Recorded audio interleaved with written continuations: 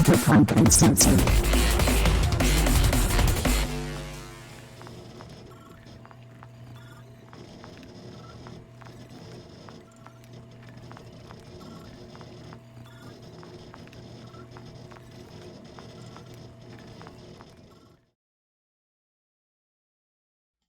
Hello, ladies and gentlemen. Welcome back to our Cyberpunk Goes Nomad campaign with Cyberpunk Uncensored here on Twitch and later hosted up on YouTube. I hope all of you are having a wonderful weekend so far, and I hope our wonderful little serenade for our opening title screen from Helix Code over at Outworld Sounds was help keeping all of you happily listening. We have our 6 players here today. We've got Captain Mark, Chuggy, Dono Trece Cuervo, Johnny Drop, Vampire Bites, and Violent Neon. I'm going to have each of them introduce themselves, and I will be posting up our links in the Twitch chat. So let's start off with Captain Mark. Go ahead and introduce yourself. Yeah. Captain Mark been doing the dice rolling since I was about 14. I'll let you guess how old I am now. Please be nice. And I am playing the resident rocker boy, Devilish Jack Holmes. Awesome. Thank you very much. I'm just gonna shout this out really quick to our audience. Please let us know if we're having any audio issues, any feedback issues.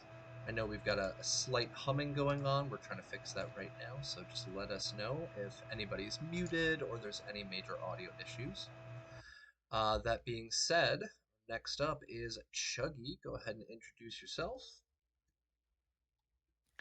I'm Chuggy playing T-Bar the Nomad, the pilot Nomad, and you can catch my streams normally on Sundays on Twitch at Chuggy305, a couple of other times during the week. Awesome. Thank you, Chuggy. Raven, go ahead and introduce yourself. Hi, my name is Raven. I'll be playing your solo today. You can find me on Instagram, Twitter, Twitch, and Discord under Doña Trece Cuervo. Awesome. Thank you very much. Next up is our Johnny Drop. Hey, I'm Johnny Drop. I'm playing the techie Remy Johnson. You can find me here on Twitch at Sandman, other Sandman 3096. I also have a SoundCloud at Arkson. Awesome. Thank you very much. Vampire Bites, go ahead and introduce yourself.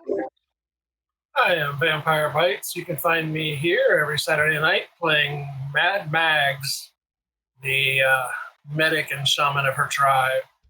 Occasionally, you can also find me popping in as a guest appearance Friday nights on Fresh Out the Box, and hopefully I'll be getting my own channel back up and running soon. I'm hoping Look so for as game well. Yeah. I've been very. Oh, go ahead. Sorry. I said, keep your eyes open on the Discord for the game announcements. I've been very sad without my. For me, it's Monday. I know for all of you it's Sunday, but I've been very sad without my Monday dosage of some wonderful RP. So hopefully we'll get that back up. Violent Neon, you are here to wrap us up. Go for it. Hey everyone, I am Violent Neon. You can find me on the Discords at Violent Neon and in Twitch, and that's about it. And I'm going to be your other Nomad, the one that drives the car better than the helicopter. Alrighty, thank you. So, ladies and gentlemen, those are our 6 wonderful players. I am very happy to have them here yet again, dealing with my shenanigans as I deal with their shenanigans. I am GM Capricious Nature, and I am going to be GMing our session today. I'm going to be posting up a couple of different links that I'll introduce before we start up. The first one on here is the wonderful music that is brought to us by Outworld Sounds, written by Kate and Max, the two geniuses behind Helix Code. You can catch them over on Twitch pretty much every single week, a couple of times a week, doing either live mixes or playing video games or playing the wonderful Taste of the Underground. And right now, I'm working with them to cook up another little side project while they work on their big goal, opening up and starting up a full YouTube channel. And I wish them the absolute best of luck on that. Looking forward to seeing videos on there.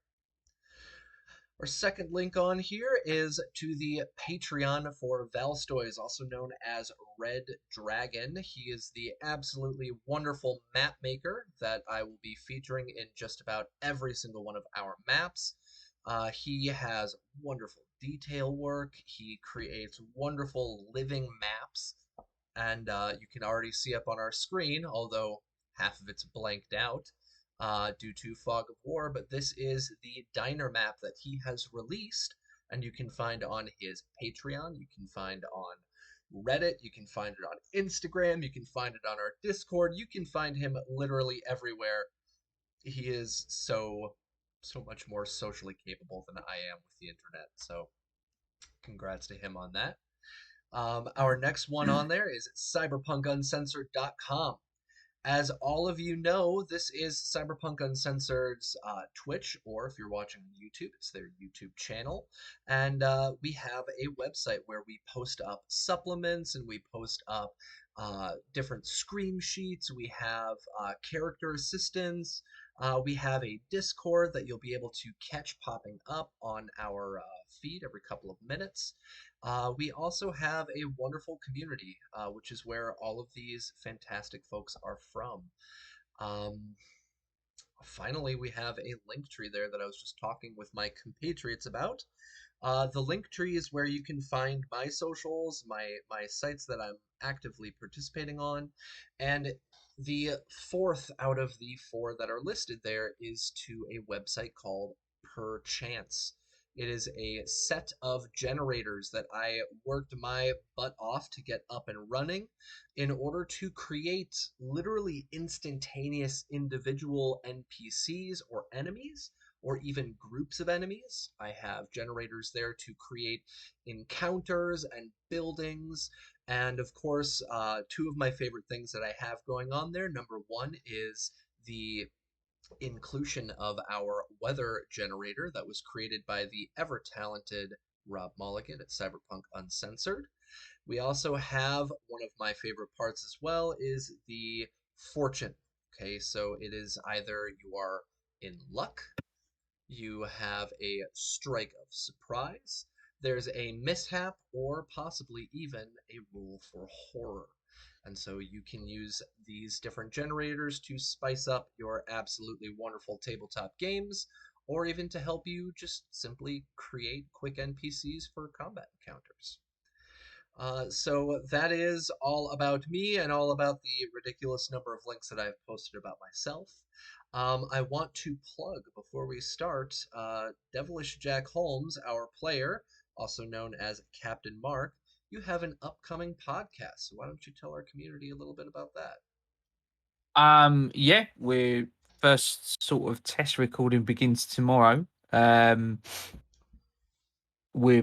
recording for proper next Sunday, and I should have the first episode edited and ready for the following week. So we're taking like we're recording all day. I'm gonna edit it down. It's gonna be quite a tight format, so I'm gonna edit it down into sort of 2-hour episodes with music, sound effects, edited for pacing, basically. And yeah, the first game we're playing is Cyberpunk Red. The idea is it's sort of shorter form than some of the campaigns you might enjoy on, say, on Twitch. Our one will probably be going on for quite a while. Whereas what I'm looking to do is explore a lot of different games and different games that people might not have played. We're starting with Cyberpunk Red because it's something we're familiar with. Obviously, anyone watching this is something you guys enjoy, so I hope you check that out. But we'll be moving on to Fallout 2020. We're going to be playing the new Alien tabletop TTRPG, and my personal favorite TTRPG at the moment, Delta Green. We're going to be playing that as well. That's like the X-Files meets Cthulhu. It's amazing. And yeah, it'll be myself running the games and two players, two close friends of mine. I've known them since we all went to school together. But yeah, the idea is to create a more intimate sort of setting, and to do it audio only, I think is a good. It'll what I want to do is create kind of create like a product that you can go into your room, like end of the day, hard day at work and you're exhausted, and you can turn the lights off and put the headphones in and listen to a 2-hour episode and just get immersed in it. And that's kind of the end goal. So, and judging from some conversations I've had with some people today about possibly coming on board, you might hear a few familiar voices. I'm hoping to incorporate, as it's not just audio, but get people to do some voice work for it as well. The those that want to participate. So yeah, I'll have links up and where you can find those. I'll be putting it out through like Anchor, so it will be on all the places, Spotify and the iTunes store and all that kind of thing. And I'm probably going to start a YouTube channel so that I can upload it onto there as well. So we'll be dropping those links as soon as I've got them. But yeah, thanks for giving me the chance to plug that, Cap. Appreciate it. No problem. I'm super excited for it. I'm definitely going to be listening. I love Thank stuff you. like that, and it's one thing that I sadly know I'm unable to do is create just those very immersive turn off the lights, plug in the headphones, don't need to watch anything, and that's because I know I get a little bit rambly, and I also know that I love having visuals up, so I can't do it, but I look forward to listening to yours for sure. Thank you.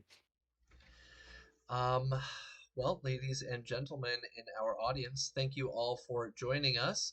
I see a lot of familiar faces, and as Savage McNabbage just pointed out, it's not just a good community, it is a wonderful community. I love having all of you folks here, and very soon we're going to have a little bit of community involvement as well, making a couple more choices for what's going on in our game world.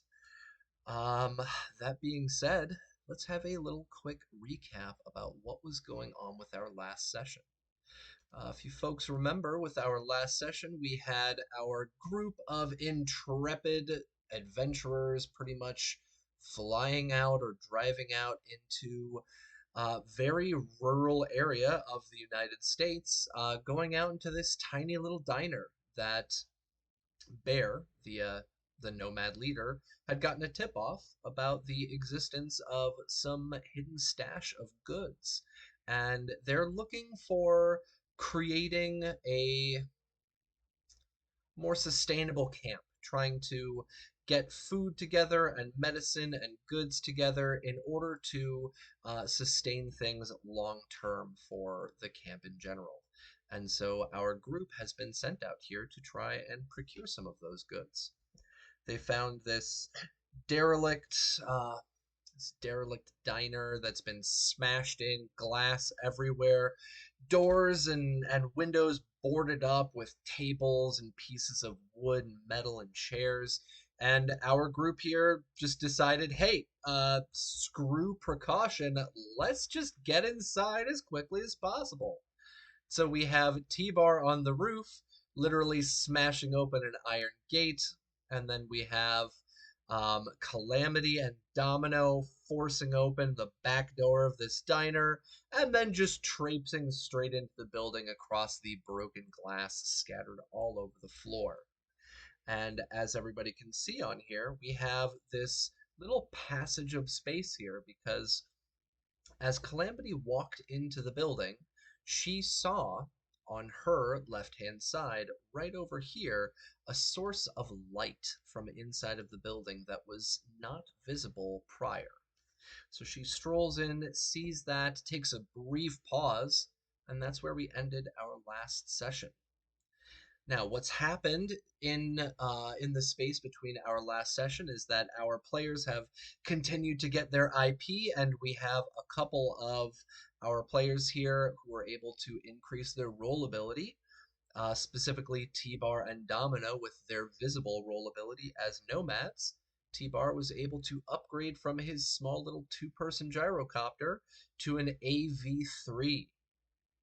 This AV3 is actually a special vehicle in the Vehicles of Red. If any of you are interested in finding that on cyberpunkuncensored.com, an AV3 is literally a police AV. Very basic design, flying car pretty much. If you have ever watched the movie The Fifth Element, you can literally watch the scene where Corbin Dallas is having a chase with the cops. Well, that's what he's got for himself. He's got one of those flying AVs. Domino, on the other hand, still decided to stick with his wonderful little station wagon, but upgraded it and got it even more reliable for not only himself, but also his crew. You can see he's even got a little miniature there on camera. Absolutely wonderful 3D printed work he's got. And the rest of our players here, not as visible changes, but skills and rollability increases across the board. And I look forward to seeing how they use and utilize those rollabilities as we are moving forward. And oh, hi there to Anino. Welcome in, man. Glad to have you here. Really awesome to see other community members from other podcasts and stuff and other shows dropping in. So hi there. Ladies and gentlemen, this is where we are starting, and what I'm going to have us begin with immediately, right off the bat, I need everybody right now to please roll their initiative, and we will be taking our turns, pretty much our order from our initiative. Okay, so go ahead, click on your token and roll initiative. And as Outworld Sounds is saying, let's go. I think because I'm on the roof that I don't have a token on this map. Should I just drag one on? Yes, go ahead and drag one on, and I will bring in your PC in just a minute. Goodness gracious. What is going on here? My computers are randomly dropping tokens. Sorry about that. Okay. So let me get our initiative order down. So first up, let's see, who do we have? We've got Domino, then we have Remy and T-Bar tied, and Mags and Jack Holmes tied. Last up is going to be Calamity. Are you able to get it rolling this time?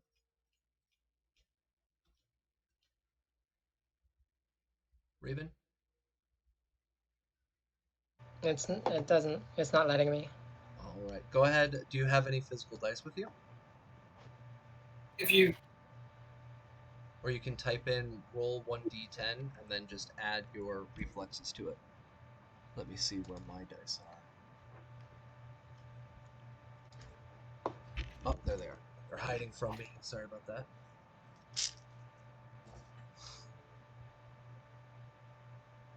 Yeah, if you type in /roll, there we go. 1d10, perfect. And what's your reflexes? 8. Okay, so that's going to be 12. All right, so let me get this written down real quick. Okay, so our first up is going to be Domino. Second up is going to be Remy. Then we've got T-Bar. I've got Mad Mags. Then we've got Jack. And we've got Calamity.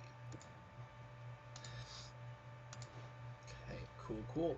So let's start this off with Domino. Domino, you're inside this diner, and as you and Calamity walked into the diner itself, both of you recognize and saw that little side hallway there that goes deeper into probably a kitchen. There was most likely a door there at one point, but has since either been torn off to board up the windows and the doors, or it may have just been used for a fire. But that door is no longer there, and instead you see directly into that back area where a light is shining over a small, what looks to be a work desk or a workstation. What are you gonna do? So I am going to kneel down and draw, and I'm going to hold, and I'm going to wait for somebody who I feel would be better at taking bullets than I would All right. to scan this hallway, but I'm going to give them cover. Okay.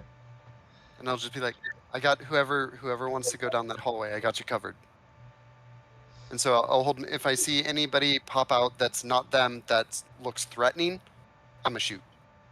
All right. Remy, you're up next, and you were one of the few people of our group who decided to rely more on caution than on just busting in. You are still outside over with Mad Mags. The two of you had stayed in the outdoor along with T-Bar. And what are you going to do after you see them barge into this building? Uh,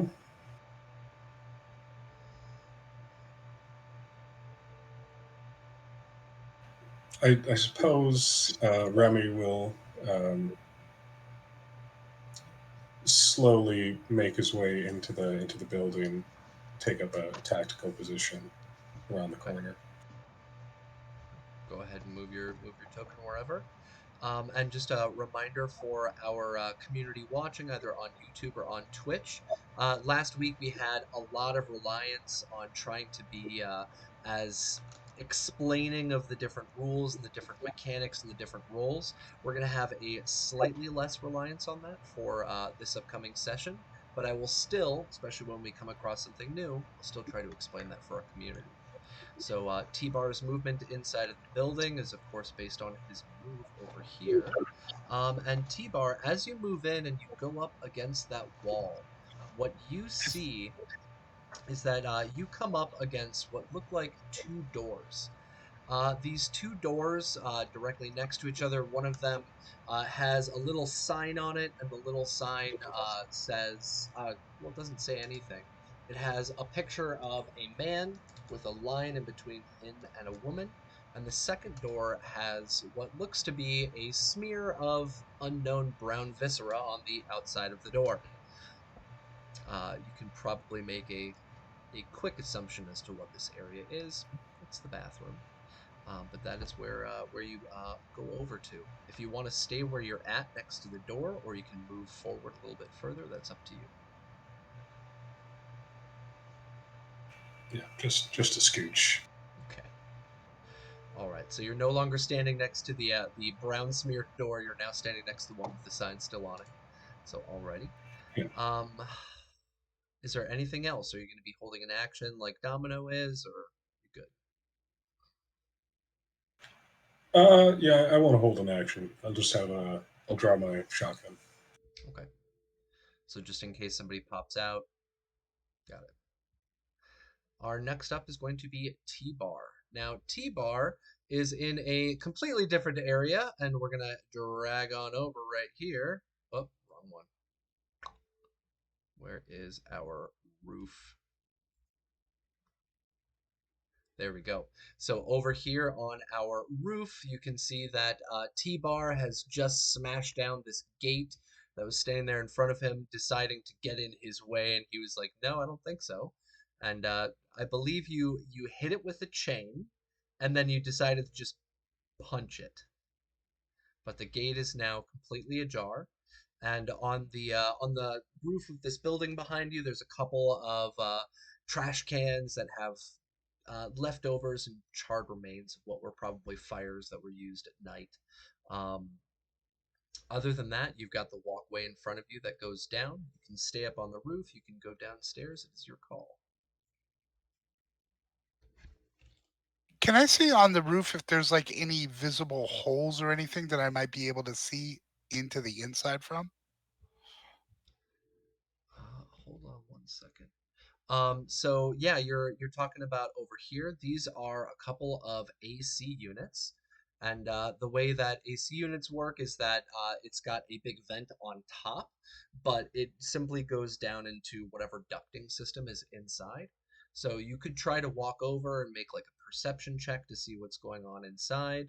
You can try to take one of the AC units off. What would you like to do? Uh, I mean, I've made enough noise. I don't know that I would care about taking off the AC, but I just really want to see if I could see inside. Okay. Go ahead and roll me a perception check.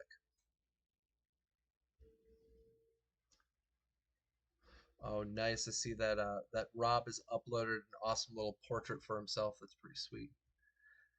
Oh my Oh, that's God, pretty good. T-Bar. Whoa. Mm. You can see the particles that make up the matter of this wonderful AC unit. No, you've got a what would that be, a 27. So yeah, you're able to kind of hoist yourself up and see into this ducting unit that goes down into the building. It goes straight down, probably about 10 feet, and then it seems to have an abrupt end and a turn. So you can see inside, like John McClane style, but you can't really see anything through the ducting of the AC unit. How sturdy does that thing look? Does it look like I could lift that cover off and like slip and slide down it? You could totally give it a shot. This is one thing that I want to reinforce for everybody is the wonderful rule of cool. If you want to try something and we aren't exactly sure what in God's name to roll, we'll do it anyway. Fuck it, we'll do it live. So T-Bar, you want to tear that cover off? Roll me a body check.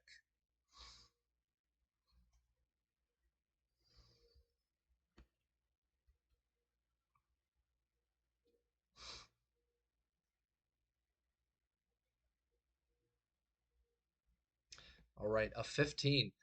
Hell yes. You're able to reach down, kind of get your fingers in between the grating and pull it off, and you literally rip that top of the grating off, and it is now a straight shot down, as I said, about 10 feet into the ducting unit. It looks like it might be big enough for a person to probably fit in. But one thing that you can see looking down is the fact that the this AC unit or this ducting unit clearly hasn't been used in the last, well, 30 years since the bombs have dropped. So quite a few cobwebs, lots and lots of dust. There's some dirt, some sand that's been blown around. It's not exactly clean, but it's definitely a straight shot down into the building. And All right, I guess for go ahead. now, yeah, I think I'm just gonna stay where I am for now. I just wanted to get a look. I still don't know if they're even inside, so I'm Yep. just gonna chill out where I am. All right, perfect. Calamity. Let's switch our map back up. Give me 1 second. Let me switch our players over. Back to our diner. Okay, so you are in the diner and you have passed up this hallway, briefly seeing the source of light off to your right-hand side as you just kind of crunch through the glass in this building, kind of throwing precaution to the wind. What are you doing? You're a little bit past that entryway. You're standing next to, and let me reveal this for you. It's a little bit of an odd shape.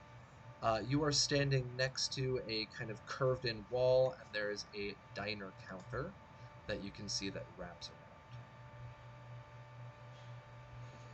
around. Okay, so what Mags, Domino, and Remy are gonna hear. They're gonna hear a little bit of a conversation. Okay. It breaks off into. Of course I know that if there's anyone in here, they're gonna know that we're walking around this this mofo. No, I'm not chicken Stygian. I'm gonna do this, okay? So I'm gonna take off down the hallway. Booster. Using my booster jets or my to boost myself down the hallway and shoulder roll past the light. All right, so you're going to back up to right up here and then just bolt ass down that hallway. Is that what you're saying? So I'm gonna be.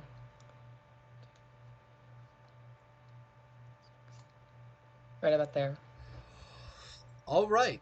So yeah, you come up, as you said, you kind of just boost yourself through, roll straight into that hallway, and you go in and you pass what seem to be a collection of discarded hold on, right here seem to be a discarded pile of plastics and some garbage.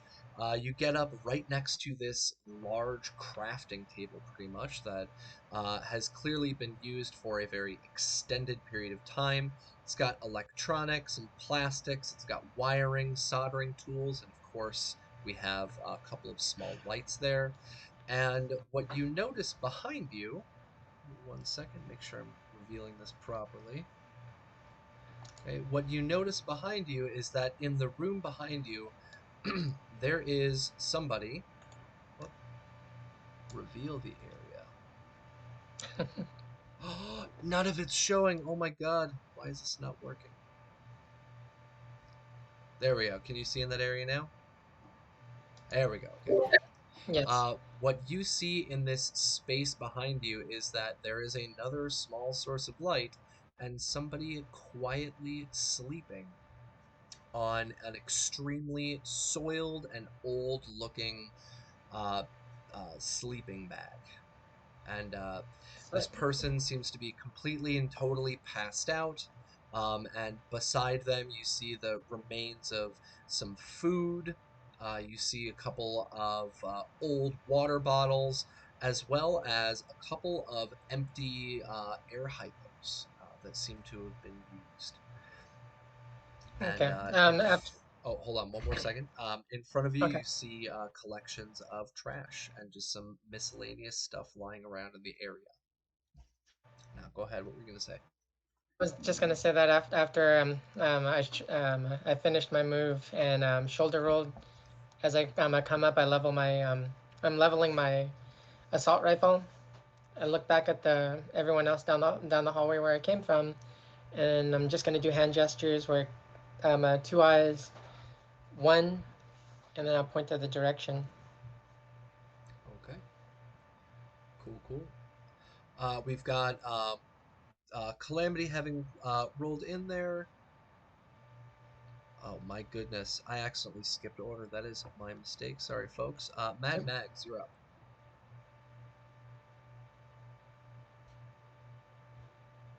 You're muted, Vampire. Since Jack, Calamity, and I all had 12s, it's fine that Calamity goes first. And actually, since Jack's inside, let's go ahead and let Jack go. Oh, all right. Jack, you're inside the building. You see Calamity sprint down that corridor, shoulder roll over, start making some hand gestures which you may or may not understand. You No. hear Remy coming up right behind you and backing up against that wall that you're also standing against. And you see Yeah. Domino standing there as well, kind of crouched down, ready just in case anything happens. What are you going to do? Jack would have already had his revolver out and sort of be perched against the wall, and he watches Calamity talk to herself for about 30 seconds, or for a few seconds, and then sprint down the corridor and start making all these hand gestures that he's got no idea what any of them mean. I think she wants to play charades. It's a book. Two. Now's not the time. And I'm just going to shout down the corridor. If there's anybody present, you should be aware that the Snake Nation has this entire fucking place surrounded. So if you throw your guns out into the corridor now and give up, we'll just send you off into the desert without a bullet in the back of your skull. Gonna wait to see if there's any response. All right, so you said you're shouting that down the corridor? Yeah. All right. Um Give me 1 second. I actually just realized my mistake. I am accidentally using T-Bar's awesome little Nomad icon there on accident for our NPC, so I'm trying to fix that up real fast. Well, it kind of makes sense because that's exactly where he was standing on the roof. It is, and I think that Yeah. might be why I accidentally dropped a couple of different versions of that character token onto the map, is because it was actually supposed to be his PC token. So, oops. Give me 1 second. Characters. Do. Because I released these to our community quite a while back. I'd made a set of tokens for VTTs, but right now I can't seem to find mine, which is very ironic. So give me 1 more second. If this doesn't work, then I will simply revert back to stealing his token. So I'm sorry.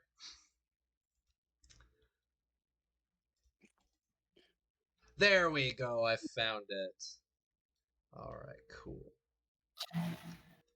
Let me drop in our NPC and replace his. Uploading.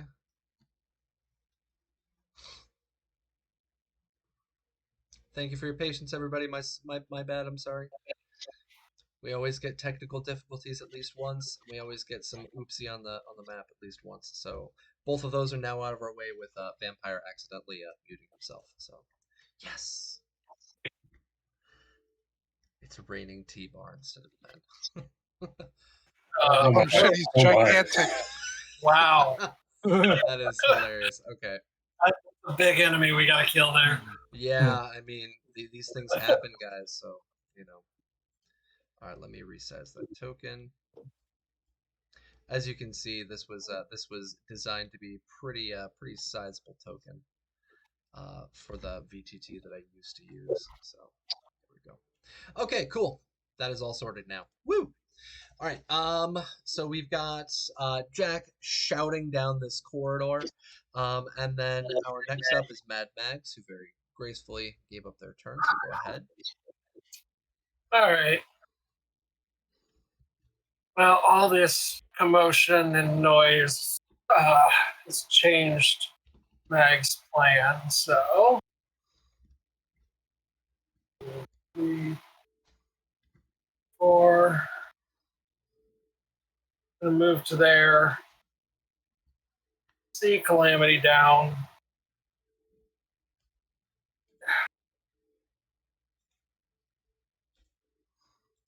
Okay. So you're coming down. You're next to Jack. Oh, okay. So you come into that area next to Calamity. Yeah. With the bat. Is this a doorway or a door down directly below me? Give me 1 moment, and I will. Sorry, just trying to make sure these guys is properly See the positioned. guy. Yeah. So let me reveal that area. So you can see into there. There is pretty much the entryway into that little back area that they have, that little public area where they always put the kitchens and stuff. You can see straight through that door, all the way through to the front of the building.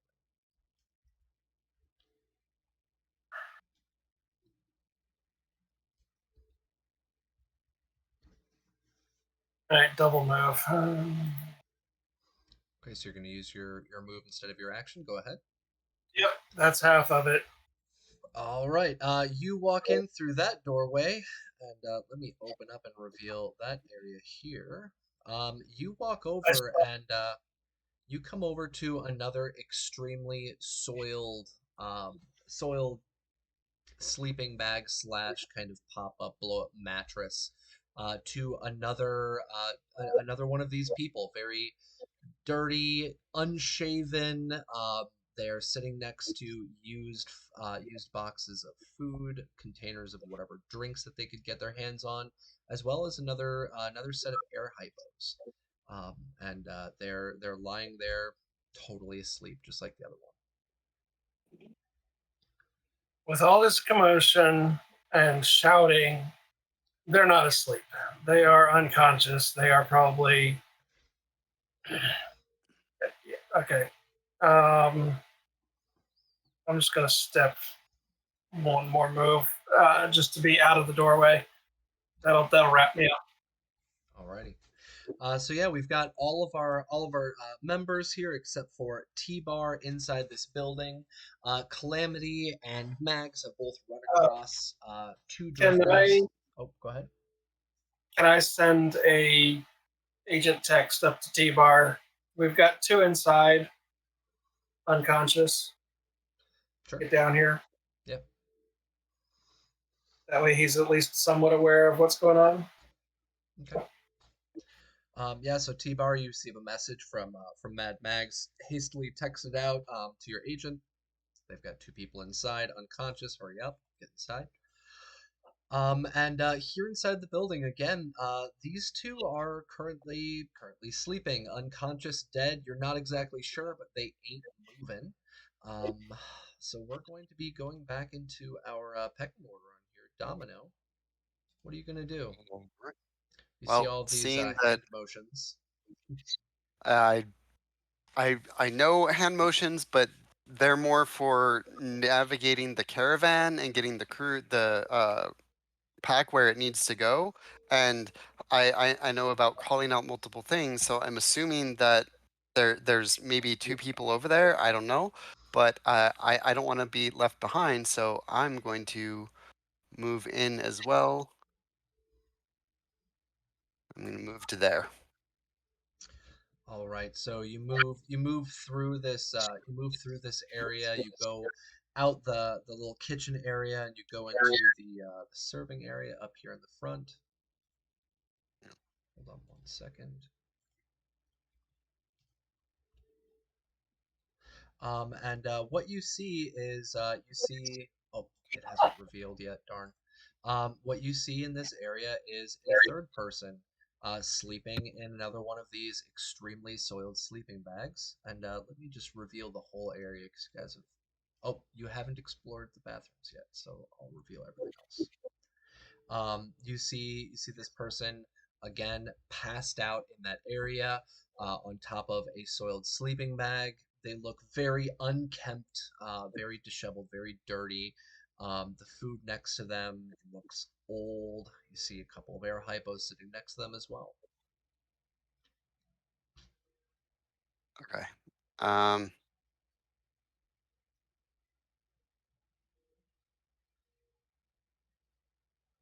I'm going to yell, "Hey! Hey! You dead? You're gonna You're yell dead." this at the person right there. Yep.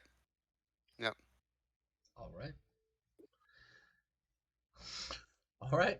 Whatever floats your boat. Remy, you're up next. You see them going inside the area, and you hear Domino shouting, "Hey, you dead?" And you hear Jack right in front of you shouting, "Oh, we got the building surrounded!" Just lying through his teeth. So what are you doing, Remy? Um,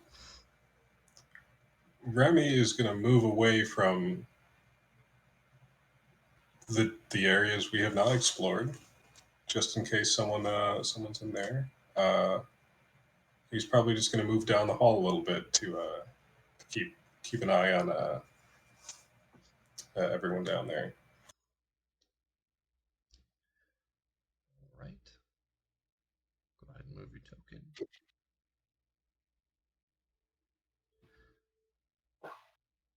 All right, cool.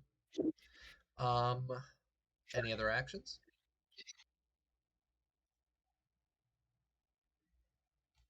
Um, not for the moment, no. All right. Our next up, because I've got written down here, so I'm looking at it right now. We've got T-Bar, so let me transition back over to our roof. And so T-Bar, you're up on that roof. You get the text message from Mags, saying that they've got people inside. Get inside now. Hurry up. You've got that that open ventilation shaft going straight down about 10 feet and 90-degree angle turning away. What are you gonna do? I will send back Mags a couple of random emojis, like an eggplant, a sad face, and like the one with the tears coming out of the side. And then I will jump down that shaft. All right. Um, I kind do of want to me. try to like roll down it so that I can pop up on my feet like with the gun and surprise someone. I don't know. Okay. Do me two quick favors. Number one, roll me your luck or 1d10. What's your luck score? 6. 6. Okay, roll 1d10. Roll low. Yep, you want to roll low. Wait, you said that's not low? I don't see the roll yet on here. Is it? It's a 7. Oh my goodness, my thing wasn't scrolling. Sorry about that, everybody watching.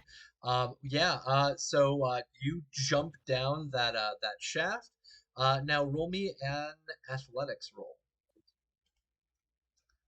Is he Sebastian Falk or Michael Scott? If he's parkour. Parkour. Right, I'm gonna use 2 luck on this. All right, sounds good. And that's a reminder for everybody watching right now in chat. You guys can always use some channel points, drop in some luck for our players. So I I guess I would bring believe, that to a 16. yeah, I was gonna say I believe that should be a 16, and I'm going to double check. I believe I also have an additional 2 luck from when uh, Rob was streaming Fallout. So let me check, see if that's still there. There is, okay, that was used. There we go. There are 1, 2, 3, 4. There are 6 instances of luck chilling in there. So you can take those 2 points of luck on top of it. So you're going to have a total of 18 with your athletics. So yeah, you kind of hoist yourself up, but sadly, unluckily, the AC unit itself, this kind of flimsy metal, just bends in underneath you, and you just hurtle down that full 10-foot drop, hit the bottom of that L intersection of the actual ventilation shaft, and come straight through into the building. But you are very athletic and very lucky from folks in chat and using your own luck, and you are able to land on your feet, standing up, full upright, as the rest of the AC unit just falls down around you, and the Can I do ventilation. a superhero landing with my cyber arm, like where I hit my cyber arm on the ground? That sounds perfect. Yes, 100%. All right. All right, now let me transition our players over here. We are all in the same map now. Let me drop your tokens straight onto there.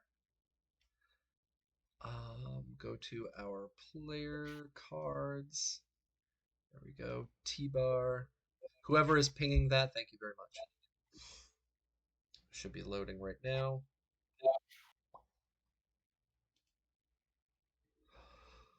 Roll20, why are you so mean to me? Work. All right, T-bar, you want to try and drop your character there? It's not letting me. There we go. Okay, either that's yours or there's 6 copies underneath it that I have dropped. So it's going to be one of those two. So yeah, you drop down. Awesome, it's just one. You drop straight down.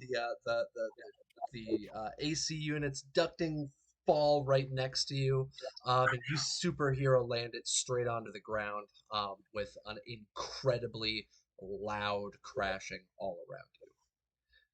But you made it through without dying, so congratulations. And Was that my Apollonius, action?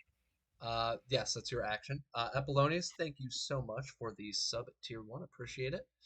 But T-Bar, the action itself was the rules for athletics, and you still have a move. So you land down there. You can try and move if you want to move anywhere. No, I'm cool where I am. I'll just look over at Calamity and give a wink and like a little flex. Like I meant to do that. Totally on purpose. Parkour. Awesome. So we've got T-Bar inside the building now. Our next up is Mad Mags. You hear that crashing coming from just outside of the doorway that you walked through. If you had stayed there, it could have been dangerous for you. But you hear that loud crashing, and you see I've got line of T-Bar kind sight. of emerge from the ceiling. Yeah, I've got line of sight. T-Bar, Yeah. that's not what I meant. As I bend over to check this guy, did that noise even budge him at all? Is he injured? The one that is right in front of Let you me take a look. can do a medicine check. Examine this guy first. Yes. I will let you do medicine, first aid, or paramedic. Any of those three checks to see what this guy's health is at right now.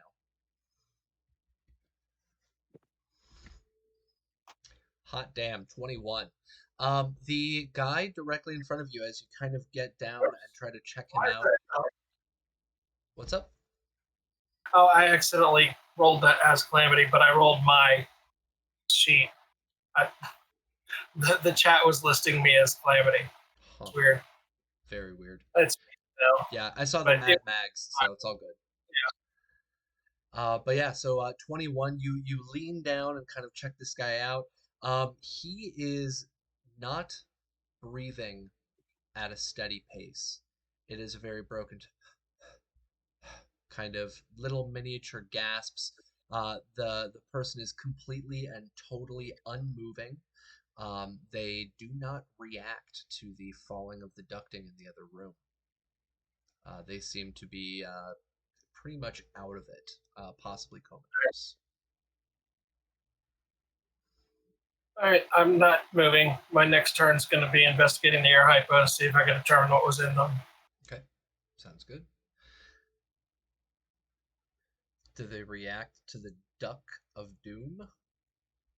The Duck of Doom? I'm not sure who the Duck of Doom is. Duck. The Duct of Doom, maybe. T-Bar is falling Duct of Doom. Jack, you are up next. You hear this insanely loud crashing. You've seen everybody go into this area. Everybody's gone past you. Some of them are shouting stuff. Some of them are talking. You just recently shouted if anybody's there. We have the building surrounded, and then poof, as all of this ducting falls in through the roof. What do you do?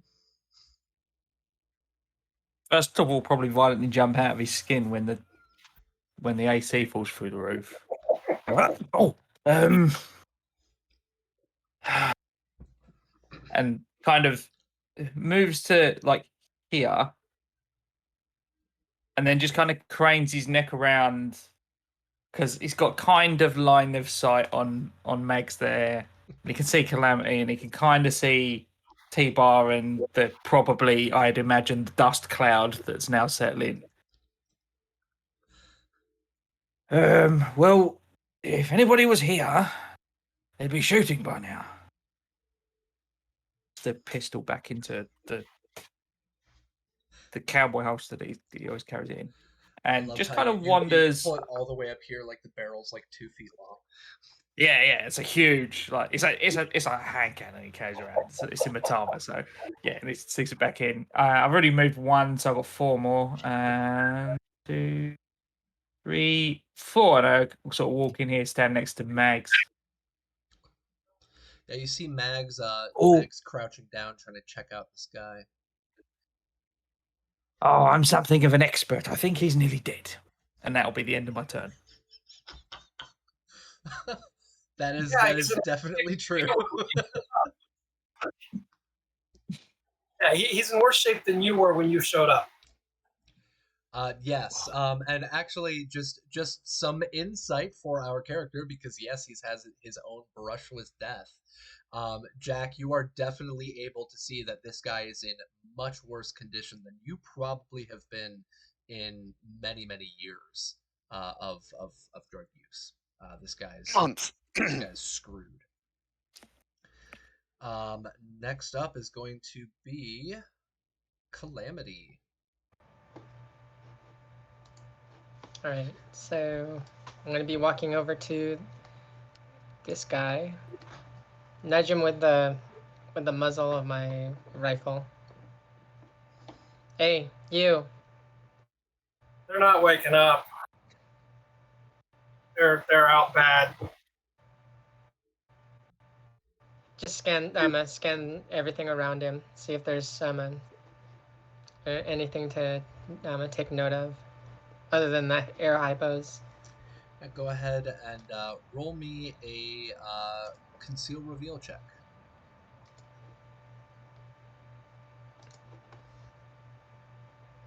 Okay. We've got the spinning wheel of doom going on here. Let me. Oh, it's still refreshing. Okay. So we've got a critical failure here. So 14 minus 2, you got a 12. What you notice lying around this guy is you see the food that's there, you see the air hypos. The man there himself is very shabbily dressed. He looks like not even a nomad, he just looks like a homeless drifter of some kind. And you see a couple of random like boxes and stuff around you. You're not really sure what's inside of them. Just rummage through the boxes then. Okay, and we can do that on your next turn. Yep. Back to the top of our order. Domino, you're up in this area. You're now up in the front. You can see that there is this this third drifter here who is passed out on top of their sleeping bag. What are you doing? I figure he's dead or dying, and I don't have any ability to stop or save that, and he's not our priority. But thus far I haven't seen any food or supplies here, so I'm going to stick with our mission and try to find and further investigate. 6, 7. I'm going to come up to here, and I'm going to kick open this door and look inside. Do you want a brawling check or? You have enough move to do that in one turn? I move 7. Oh wow, okay, yeah. For the door, yeah, go ahead and roll me brawling. I kick the door. Oh, sorry. So this is something that I actually have forgotten in the past, and I apologize to any of my former players who are watching. When you are attacking a stationary target, you do not have to roll to hit. You roll your damage. Just go straight for damage. So go ahead and roll me your brawling damage. Which is I What don't is think I have your that. what is your strength? What's your body? Sorry. My body is 6.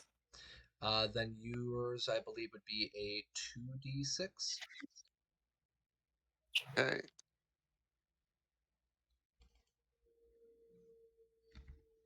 One second. I'm going to pull up melee damage, and we can double check on here. Okay, so for any of our viewers who are watching, if you want to jump to page 175, 175 has melee combat rules on there. And on page 176, this is one of the cooler tables that very strong characters get to take advantage of. If your body is 4 or under, your brawling or bare knuckle boxing or grappling damage is 1d6. 5 and 6 for your body is a 2d6. 7 to 10 is a 3d6, and 11 or higher if you are super built out or if you are wearing one of those endoskeletons or exoskeletons that build up your body, you can actually get to 4d6 damage. And this is one of the methods that one of my former players used. He maxed out his body to, I think, like 13 or 14, and he would actually use melee combat because it's rate of fire 2, and he would just run up to the enemies and just start punching them. And it was just as effective as a heavy handgun, but had a rate of fire 2. Melee's better because you've got half the armor. Exactly. And so Domino, you walk up and you punch the door. Your hand goes through the door, but the door doesn't open. So you kind of have Done. your arm like stuck through the door, this flimsy kind of plastic exterior, wooden plasterboard interior. Uh, pull my arm out and then kick it to try to finish it off. All right. Because rate High of fire roll, 2. Daniels. Yep, rate of fire 2, 10 damage. Yeah, you kick it and go ahead and roll me 1d10 for your luck. Okay. What is your luck score? 6, right? It's 4. 4. 4. 4. So So you rolled just low. roll the luck. All right. Yeah. No. So you actually kick the doorknob itself. I was gonna have see if you kick next to the doorknob or hit the doorknob itself. You smash that doorknob flat, and it just smashes open. And inside of this bathroom, it is horrifying. It was clearly locked for a reason and blocked up. I'm gonna unveil this whole area. What you see inside of that bathroom is a travesty that should not be wreaked on any human being's senses at all, ever. There is a flooding of unknown number of mixed, very dark brown liquids all over the floor. There are flies and cockroaches and a smell that assaults your nose instantaneously as it rushes past you into the dining area. The closest person would be Remy, who by his next turn will probably smell this as well. Hey, But T-Bar, this Domino, smells like your copter. Domino, what I actually need you to do right now, roll me a resist torture and drugs check. 19. You are able to keep it in your mouth without vomiting on the floor, but you most definitely have a nice little gag after saying it smells like T-Bar's chopper. Well, I there mean, you go, Domino. to be fair, this is I'm referring to after he so graciously piloted Jack Yep. in his from the Yes. yeah. And you were so kind as to help them clean out the area. My chopper smells like pine. No, I took pictures. Right, yes, you took pictures and sent them. Yes, that was wonderful. This thing smells like rodent droppings and the hantavirus. I think it would smell even worse than that. I don't. Just to give our audience and our players here a little bit of information, this bathroom probably hasn't worked properly in about 18, 19 years. No plumbing, no water circulation, closed off and locked up with unknown human liquids. So Out in the desert. in the desert, yes. With druggies who probably still used it. Entirely possible. And Ward Daniels, very happy to see you in here. Thank you very much for the kind words. I appreciate it. So Domino, yeah, you've got this disgusting mess open in front of you, and we are going to switch over to Remy. Remy, you hear this smash as his hand goes through the door, and then another smash as he kicks it open, and literally within those 3 seconds of a turn, that smell starts to creep in over your shoulders like an unfriendly existence around you. What do you do? Oh, sweet Jesus. What in the world did you do? I'm going to start moving away from that smell, I suppose.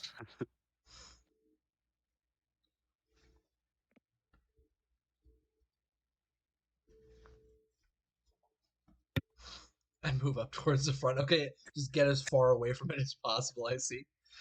Yeah, you start moving up, and what I can tell you about this front area is that um, out here where you have all of these different tables and stuff, none of them are oriented as they should be. They've all been shifted or moved, overturned, or smashed up against the glass to keep everything outside that should be outside. Oh, lollygaggers, thank you so much for the raid. Really appreciate it. Welcome everybody. We're playing Cyberpunk Goes Nomad, Cyberpunk Red Live Play. Thanks so much for coming on in. Appreciate it. So yeah, you see all these doors and all these tables and all of these chairs kind of smashed around. What you also see, very oddly, is this big glass cup with this massive handle off of it that just the inside of it looks like it's been baked. You're not exactly sure what this was for or what it could possibly be used for.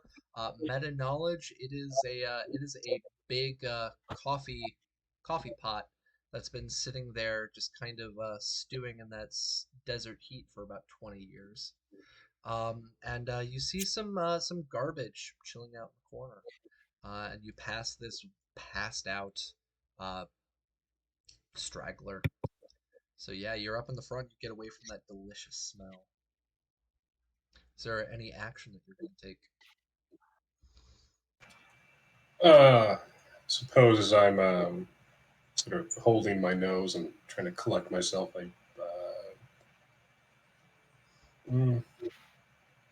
not really. Yeah, I think I'll just sit here and collect myself. Okay, sounds good. Our next up after Remy is T-Bar. T-Bar, you hear the slams, but you don't experience that smell, but you do see Remy very rapidly walking away from that area, holding his nose plugged close. You also see Calamity nudging the passed out guy on the sleeping bag and start looking around through the boxes. What are you going to do? All right. I am going to pull out my gas mask that I actually, for some reason, have on my gear list. I must have bought one. And kind of mention to the others that Bear said that what we're looking for is underground. We need to find any kind of trapdoors, stairs, and Out start back in the looking enclosed around. area. Yeah, I was going to start looking around this area, the room that me and Calamity are in with like all these boxes and stuff, kind of moving stuff around and looking to see if there's anything I see that might lead down. Yeah, go ahead and drop me a conceal reveal check.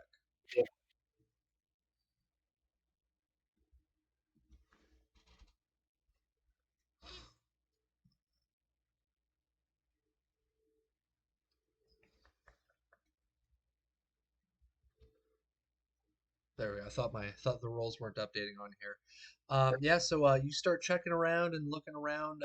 What you see in this area is it's kind of just that back storage area that you find in restaurants. You find lots of boxes that used to hold food and drinks, dried goods and stuff that have been since opened up, unpackaged, eaten, and consumed. You find boxes with rat droppings and holes chewed through them, but you do not find any kind of trapdoor in the area that you're looking at. Oh, Ward Daniels, thank you very much for the +2. Or sorry, the reminder about the +2, and the answer is actually still the same. Yeah. So I guess I am going to just stay where I am. I look around. All right. Our next person up is going to be let's see, Mad Bags. You said you wanted to check out the air hypos, right? Yeah, first I'm gonna holler at the other guys. It's like, go back out back and check that trap door in the back of the restaurant. I'm gonna see if these guys have anything on them that's useful, keys, whatever. But first I want to figure out why they're down. What I want to try to figure out, and you can tell me how many actions this will take Mhm. and what rolls to make, is I want to determine the type of drugs that were in the air hypos. Just check the label on the bottle, I guess. But also kind of probably use deduction to see if they were self-administered or if they were unwilling victims. Okay. Give me 1 second. I'm actually pulling this up.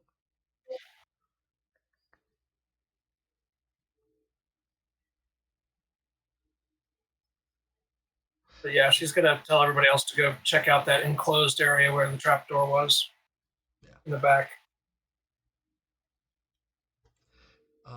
So we actually have a couple of different areas. If anybody else wants to make their way over to it, it's page 357 in the core rulebook. This is one of the many things that I have issues with that I'm trying to work on improving.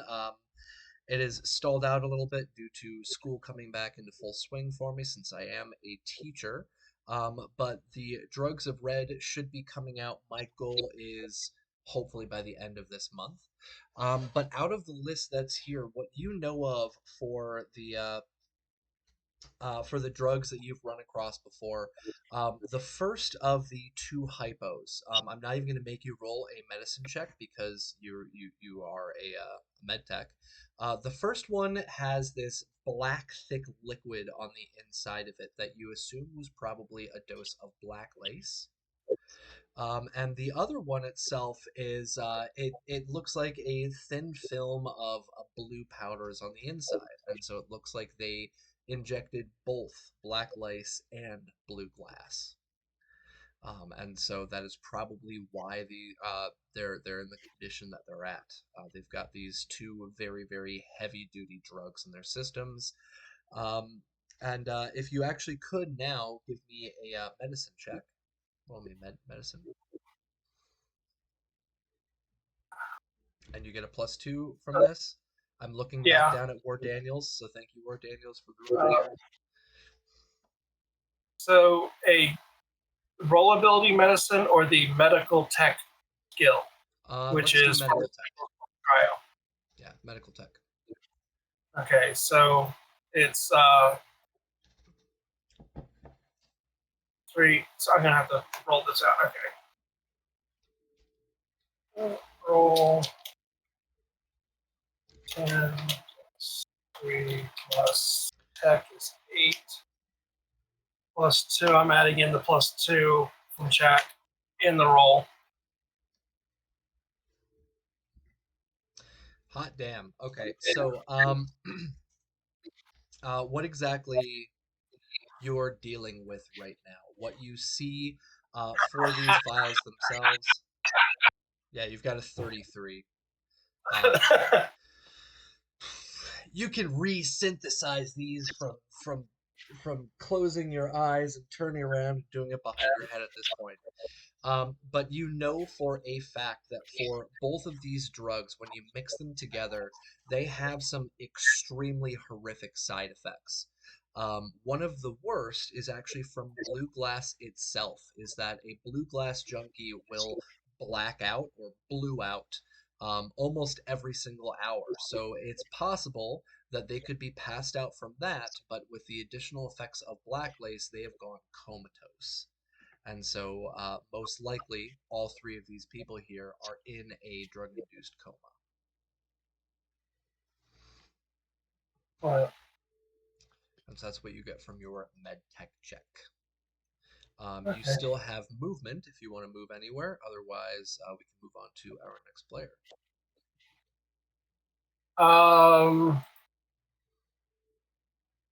Let me measure real quick. Oh, and fun fact, the +2 from the rewards queue, it was mine from 4 days ago. Nice. Yeah. I'm gonna go down to the first guy. Okay. Around the corner, so that I can just start, seeing if they have anything of value on them, collecting the empty air hypos so I can recycle the mechanics of it and use my actual pharmaceuticals in them. Okay. But yeah. That's on your character sheet right now, you can actually add in, because you've hit 2 bodies, you can add in 4 empty air hypos. And our next up on order, Jack. Jack, you see Mad Mags down trying to check this guy out, and eventually just that like dear God, what are we dealing with? She grabs the empty air hypos and starts walking away over to the next area. What are you gonna do? More importantly, what do I smell right now? It has not reached out to you yet. So I'm actually I got I have a little fun thing for this is that smells, quote unquote smells. If there's a big one in my game, they usually move about 4 spaces out. So the smell actually just hit Remy right here, so you're safe for probably another round or two before this place really starts to stink up.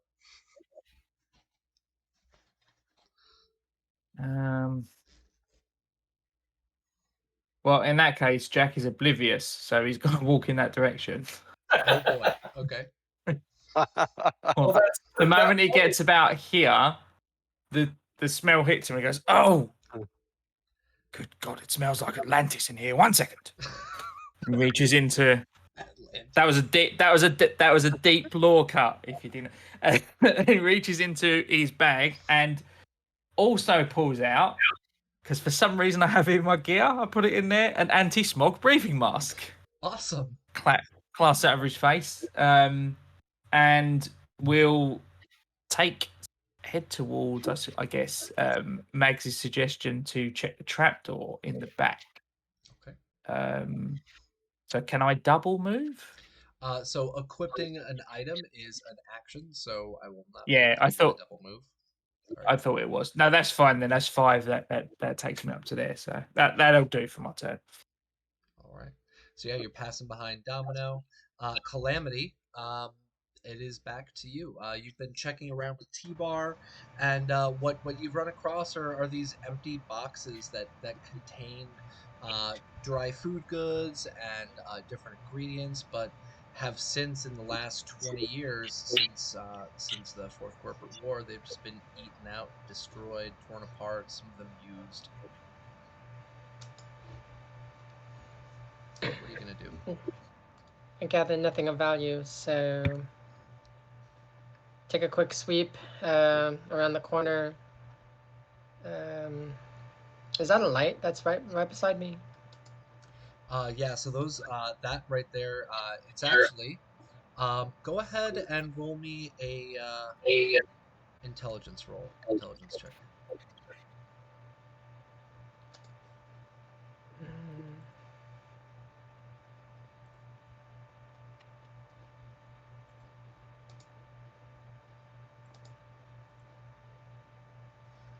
Mm, 17. So yeah, the lantern that you see there is actually it's a pretty expensive piece of kit. It's a chemical lantern. It's something that uses active bioluminescence to run, and it lights up with a small electrical current. And you know from your previous dealings with this kind of technology, this can run for quite some time, but at the same time, it's still going strong. So it doesn't seem to have been on for too long. well, that's now mine, so I'm gonna grab it and head towards the front of the diner. Okay. On your inventory, you can add in chemical lantern. This is one of the things that my previous players did not get to yet, but I know there's like flashlights and stuff like that for equipment. Chemical lantern for what I use it for is instead of a solid beam, it's 4 squares out in all directions, 4 square radius for lighting up an area. It's pretty nice.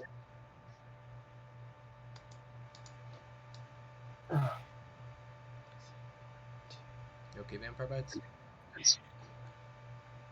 heartburn. Gotcha. And that's where about where I'll be. Okay. Our next up is we are going back to the top of our order. Domino, you hear Mad Mags shouting up to the front for people to go check out something outside. You see Jack walking past you. You see Calamity moving around inside. What are you gonna do? Well, I am going to follow Mags's instructions, and that's kind of where this was my stop on my way out there. And as Jack approaches, I look back over my shoulder and grin while trying to hold everything down and be like, "It's like the night I first met you." This brings back memories. 5, 6. So, real quick, is this a gate, wall, or just a concrete slab? Let me actually zoom out for our audience really quick and pull this Oh, up. yeah. Pan view. So in this area up here, this is the stairway up to the roof. This right Yep. here is this right here is a fencing. So it's Okay. about maybe 8 to 10 feet tall. It's decent quality fencing. And it looks a little rusted, a little old. Okay. So this is 6 of my move. 7 would put me there. Can I make an athletics check to try to get over it? Um, let's see. Is it athletics or does this system have jump? Because I believe there is a jump. I believe it's just athletics. Yeah. It's just athletics. Yep. Skills. Yeah, go ahead and roll me athletics check. All right. Sorry, because I'm trying to remember back to I know there's the jump boosters, but I think that what it does is it just takes away that penalty. So yeah, Yeah. 18. So you're able to actually it's kind of a bizarre system, but you're able to kind of jump up to the fence itself and onto the fence, but you're not able to clear it. Okay. So I'm holding on to the fence. Yep, you're climbing up the fence. Okay. Double move to finish. Well, your athletics check to get Oh, onto that the was the fence action. Okay. is your action. Yep. So next round, Okay. you're able to get yourself over. Okay. Just think about that Liam Neeson movie where they have 450 cuts for him trying to jump over that fence. Same thing. Okay. It Hey, at took least him this time I 2 didn't, hours to film. For you, it'll take you 6 seconds to do. and at least I didn't fall this time trying to jump over the gate at the top of the roof. Yeah, no falling, thank God. Um, next up is going to be T-Bar. T-Bar, you see Calamity look down, inspect the lantern, and then pretty eagerly grab that lantern and walk away with it. The room that you're in is now almost pitch black, and you are now alone in there, except for, as you can see on here, the work table lights. So there's a little bit of illumination to around where you're at. You can see the passed out or comatose person a little bit, but not too much beyond that. So I'm going to look up at the ceiling and try to grapple hook my way back up onto the roof, like through the hole I left. Oh my God! All right, give me an athletics check. I'm gonna make this DV 17. So give me something higher than 17, and you can do I'm it gonna use four. cleanly. I'm gonna use four. I'm gonna use 4 luck. You also have 2 from chat. All right.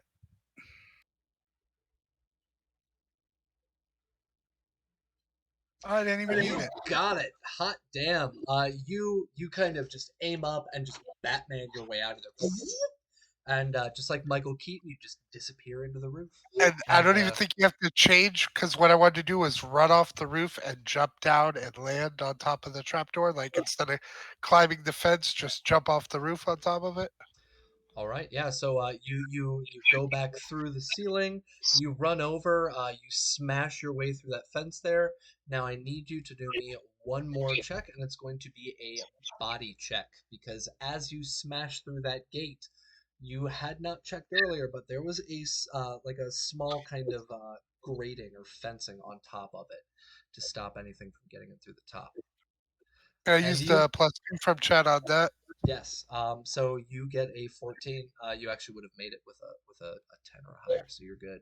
But yeah, we'll use that luck. You smash through the gate. You smash through the top of that little area there, and you come straight through it. And if you want, you can use that as another superhero landing, and Yeah. you're on top of the You're on top of that little hatch, little storm hatch.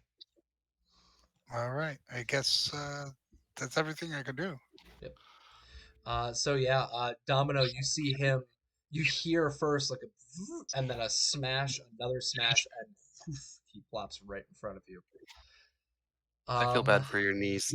I do too. Did It's I horrible shake on him your off knees. the fence when I jumped through it? Did I shake him off? Um, Different what was? fence. Yeah, different fence. So that was kind of one on top. So he's still good. Our next up is Mad Mags. Um, you see Remy walk out a little bit past the area, but you don't know what's going on inside. What are you doing? That's all right.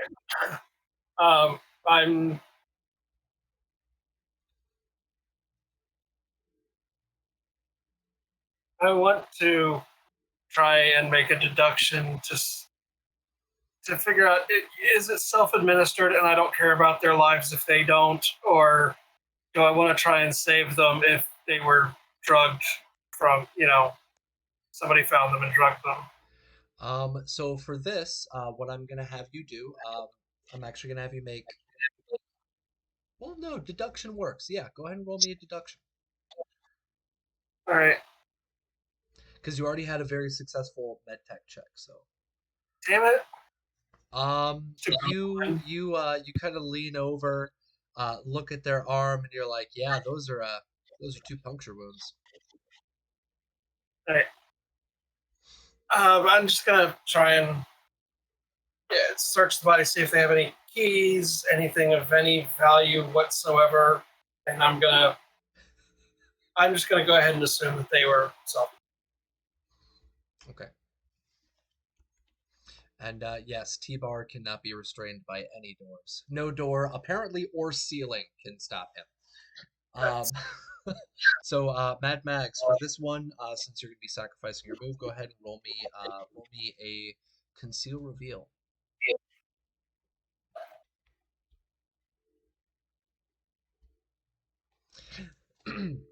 So you start going through their coat and stuff, and pretty quickly you actually realize something a little odd.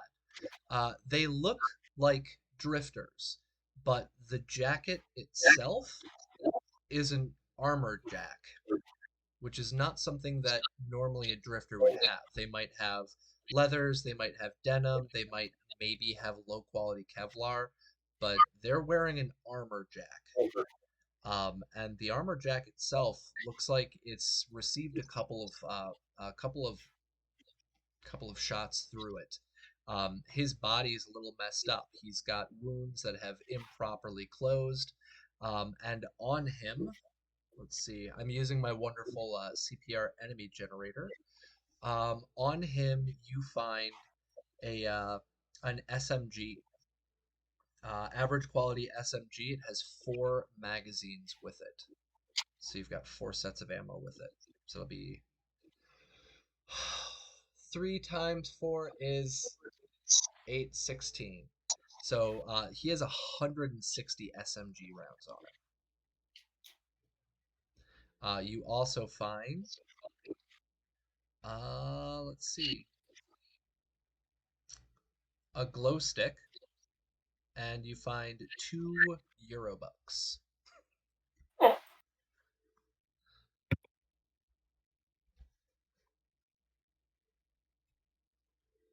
right. Let's collect. I'm adding those currently just to gear rather than directly to anything else, so that they can be divvied up or sold later. Yep. Next round, I'll go back up to the middle guy and do the same thing, and then up to the last guy. Okay. All right. Our next up is going to be Jack. Jack, you kind of had Domino walking past you. You were making your way up that back area. You can continue doing your move. If you want to, you can double move, or you can take an action, whatever you'd like. 5 to get to here. Okay. And you said there's a fence around this bit that Domino's currently trying to climb over. Yeah. Someone gets about there, and then So this will work. Jack's got to watch Domino trying to climb over this thing, and like T-Bar's just appeared from what? Oh, and then pull out the grapple gun that I nicked from the Hangtail consignment, and attempt to launch myself over the fence by firing the grapple gun at the top of the fence and pulling myself up. Okay. Go ahead and roll me an athletics check. I'm great at this, right? All right, you're able to get the grapple gun to attach onto kind of the lip of the building, so past the fencing, and you start pulling yourself up, and you're going up over the fence. And so with your next turn, you'll be in that fenced area. Oh. Our next up is Calamity. You've walked away with that lantern. You know how to turn it off, so you've turned it off and added it into your carry-all. What are you doing now? I'm gonna make my way around the front of the diner. Work my way back to the back.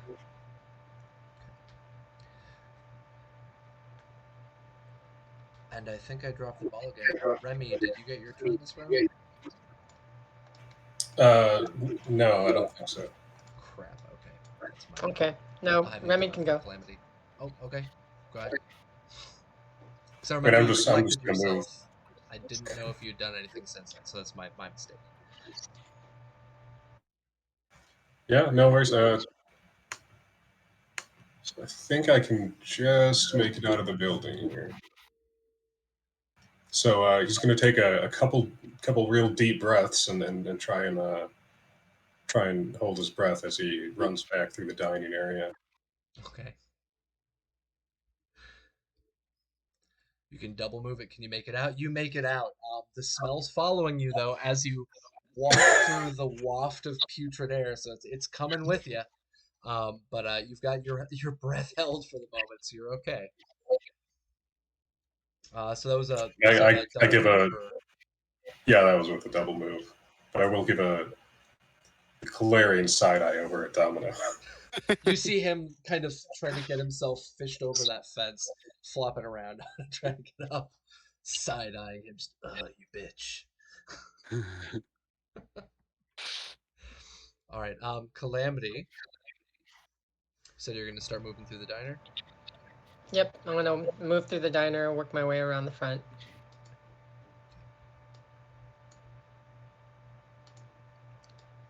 And I'll be double moving. Okay. Yeah, you're passing it as well. Do you have nasal filters or no? Front door's not open. Oh yeah, front door is not open. It's blocked. Oh, okay. So I'll stop at the front door and I'll force my way in. I'll force my way out. Okay, go ahead and give me a body check.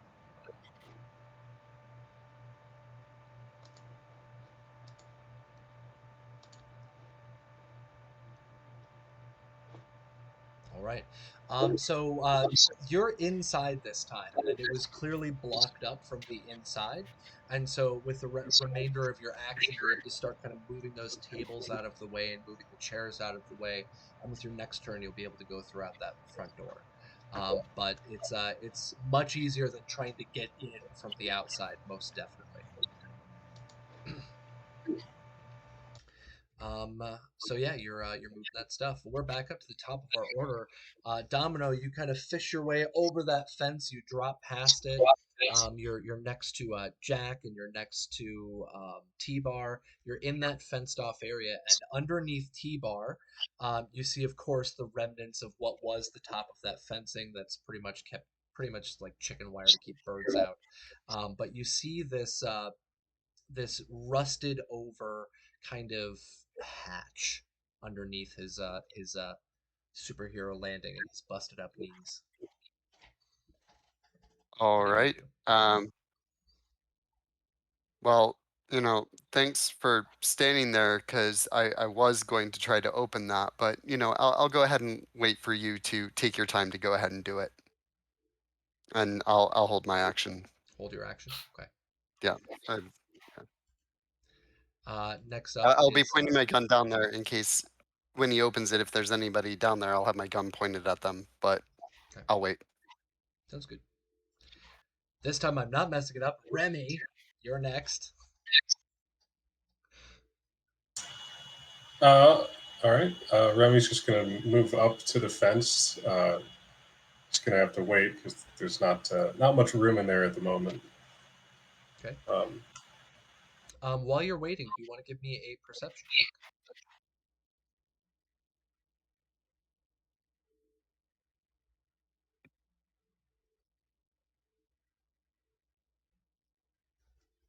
Uh, 15.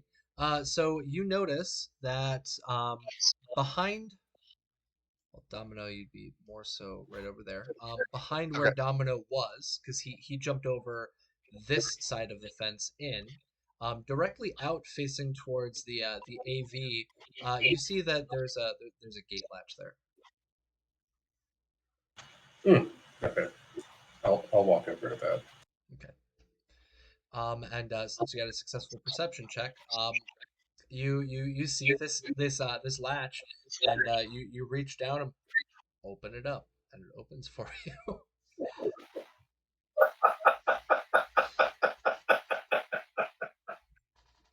Look, all I see is a gate. I didn't, or all I saw was a fence. I didn't see a gate. Well, it's like what are the like fence gate? You know what I'm talking about? It's like the Right, square. yeah. I don't know if Yeah. I'm crazy or not. We had where I grew up at least. I don't know. I'm probably crazy. But yeah, so you open it up, Remy, and you can see inside that area T-Bar. He's in a superhero pose. You see Domino standing there aiming his gun at the hatch, and you see Jack slowly lowering his way down into the area as well after attaching onto the side of the building. And T-Bar, it is your turn. All right, so I will just look over at Domino and be like, "Why do you smell so bad?" And step down and try to get that door open. Actually, I want to look first, just in case it might have some kind of booby trap or something on it first. Okay, go ahead and Yeah. roll me conceal reveal.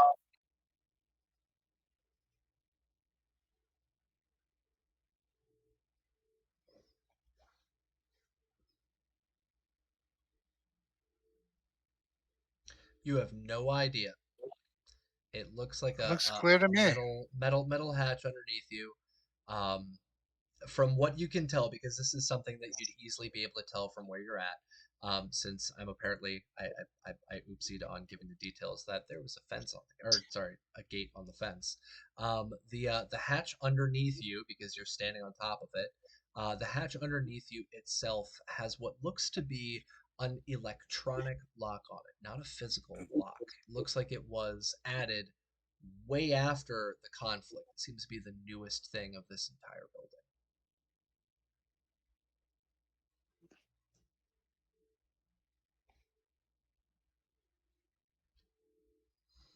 All Do right, you? so Oh, go ahead. I'm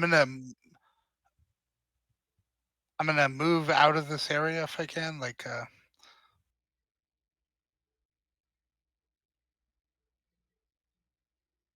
I'm gonna mention the lock and say I think we're gonna need to blow it.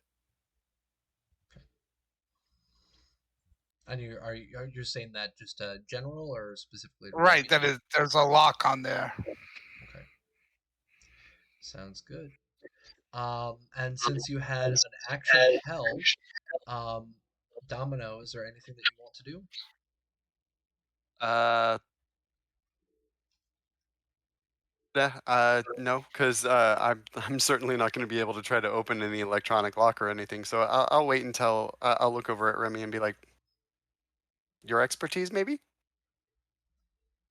I'll cover you." All right. Mags, you are still inside the building. As I said, you weren't able to really figure out exactly what was going on with the injection sites, but you did find that this guy was wearing a light armor jack. He had a decent quality SMG with 120 rounds on him, as well as two Euro bucks and a glow stick. Um, you said you were going to move up into that middle area? Yeah, I snatched that stuff, not the armor jack, just the easy to grab stuff. And then wrong button.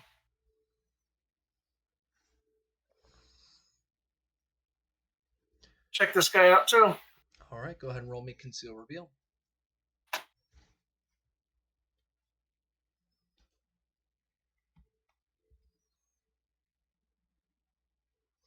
Much better. All right, so you are checking this guy out, and you seem to be doing a slightly more methodical job at this point.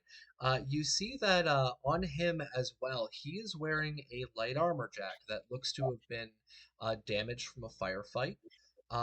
On his person, he has a heavy pistol of excellent quality, not average or poor, but an excellent quality heavy pistol.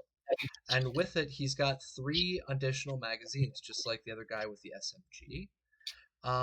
He has 45 Euro bucks in cash, as well as what looks to be a very good quality breathing mask. Now I need you to do me one more thing. I need you to roll me a. Let me actually double check, make sure I'm asking for the right roll. Give me 1 second. I'm gonna ask you to do one more roll for me. What's your local expert? Local expert is Badlands. Perfect. Roll me your local expert. I think this is the first time I've ever requested this roll before too. 15. You see tattooed on the outside of this guy's arm, where you were like checking around on his stuff. You see a tattoo on there that you haven't run across in quite some time, and it says MetaCorp. METACORP, tattooed in what looks like a military font on the outside of his arm. And you remember from your past that this was a nomad nation, in quotes, that they used to exist in heavy duty force, but since the Fourth Corporate War and all the folks going down to the south and kind of disappearing from North America, you haven't really seen them in probably about like 10, 15 years.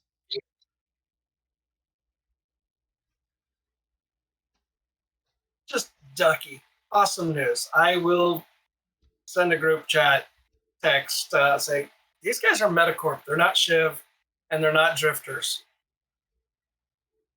And yep, that's my move and my action is to get this gear too. I will probably next round try to stabilize this guy if I can. Okay. All right, sounds good. Our next up, we've got Jack. Jack, you're inside this area. You've got Domino standing next to you. You've got Remy just outside. T-Bar's walked out of the area after he realized it's an electronic lock, and you hear him mention that they might need expertise to get it open. Sort of turns to look at Domino. He's right. Even through this mask, you smell like a toilet. And then he's going to turn back to the lock. When you say the electronic lock, is it like a number code? Yeah, it's an electronic keypad that seems to be built into this metal hatch. Can I roll a luck and just hit 4 random numbers and see if I get the right ones? Go ahead and roll me luck, yeah. Well, I've got a luck of 2, so I feel justified in In Mandarin, Jiao. Good luck. Yeah. Wow, natural 10. So that would be the opposite of a critical success. Oh man. Not only do you type in the wrong numbers, you're like 6, 9, 6-9. That's got to be it. Yeah. Star.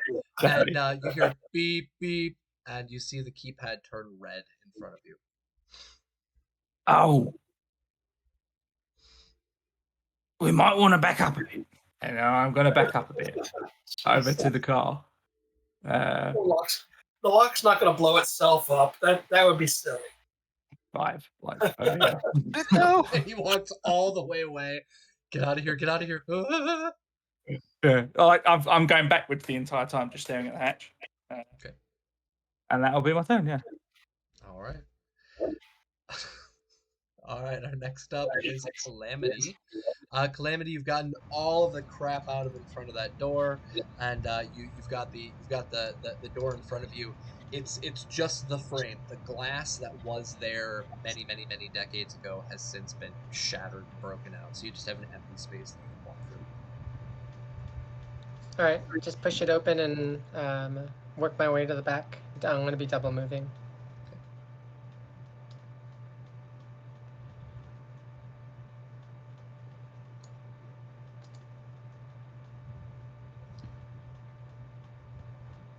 And that's about where I'll end. Sounds good. Domino, you see him. You see Jack trying to type in 6969 on the keypad. It beeps at him twice and turns red, and he just kind of nopes the fuck out of there. What are you doing?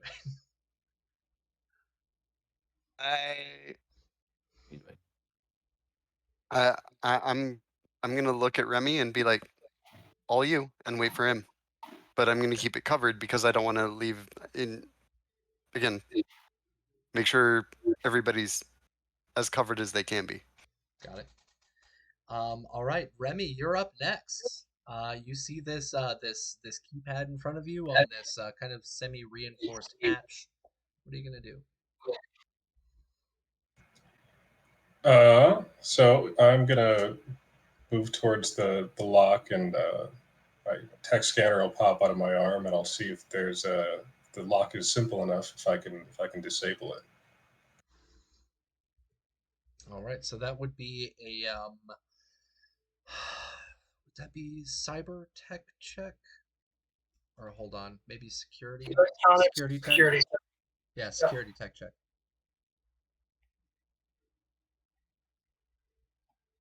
Yeah, electronics security tech. There we go. And you've got your +2 from your tech scanner. You've also got a +2 from chat.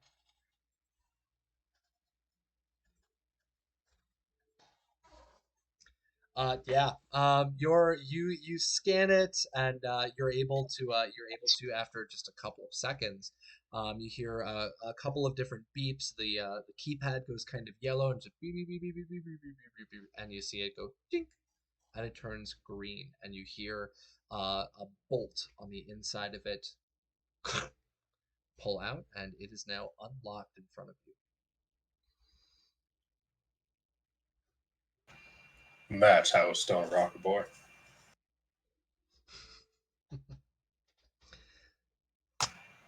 I'll open the hatch.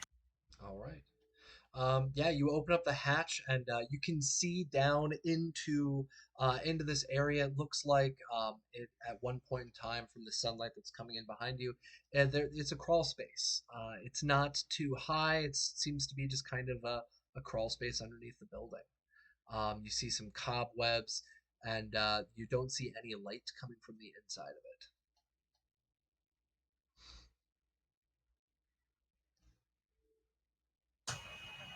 All right. Well, I did my part. I ain't going in first. All right. And is there anything, T-Bar, is there anything that you wanted to do or no? Me? Yes, I will pull out a flashlight and Okay. go in. Oh, you're gonna go. All right, yeah. We love red herrings like these Metacorp nomads. I don't know what you're talking about, red herring. Come on. I prefer perch. God. That's a -2 on your next roll, Domino. I deserve that. Especially after perching on the fence. That's a -2 on your next roll, Max. all of these painful Worth- puns. It was worth it. It Yeah, was worth it. Mags, you were kind of fishing for that one. T-Bar, you turn on your flashlight and walk up to this open hatch, and you can see down into the crawl space a little bit better than Remy could, since you've got your light, and you can see down into this area. And this area, similar to like the bathroom, which you luckily didn't go inside of. This area itself is cobwebs. It's dust. It's very settled, but you can see what looks like some of the dust directly on the way in underneath this building. It looks like it's been somewhat disturbed moderately recently.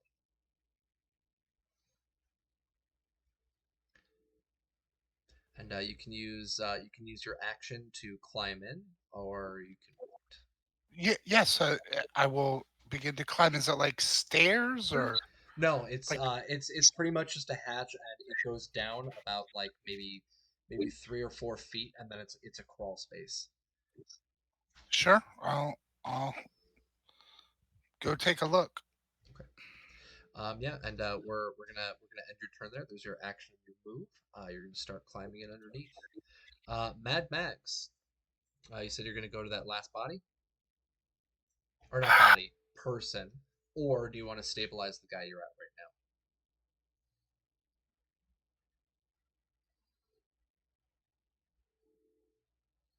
now? I'm gonna try and stabilize this guy. Okay. All right, go ahead and roll. Let's see. Let's pull that page back up. So this is one of the interesting aspects of Red that I actually kind of like, is that if you have multiple critical injuries or multiple secondary effects and that kind of stuff, you only have to pass one DV, not like 5 or 6, but you do have to pass the hardest DV. And so what I'm going to need you to do is go ahead and pass me a Paramedics DV 17. Do we have any +2s left?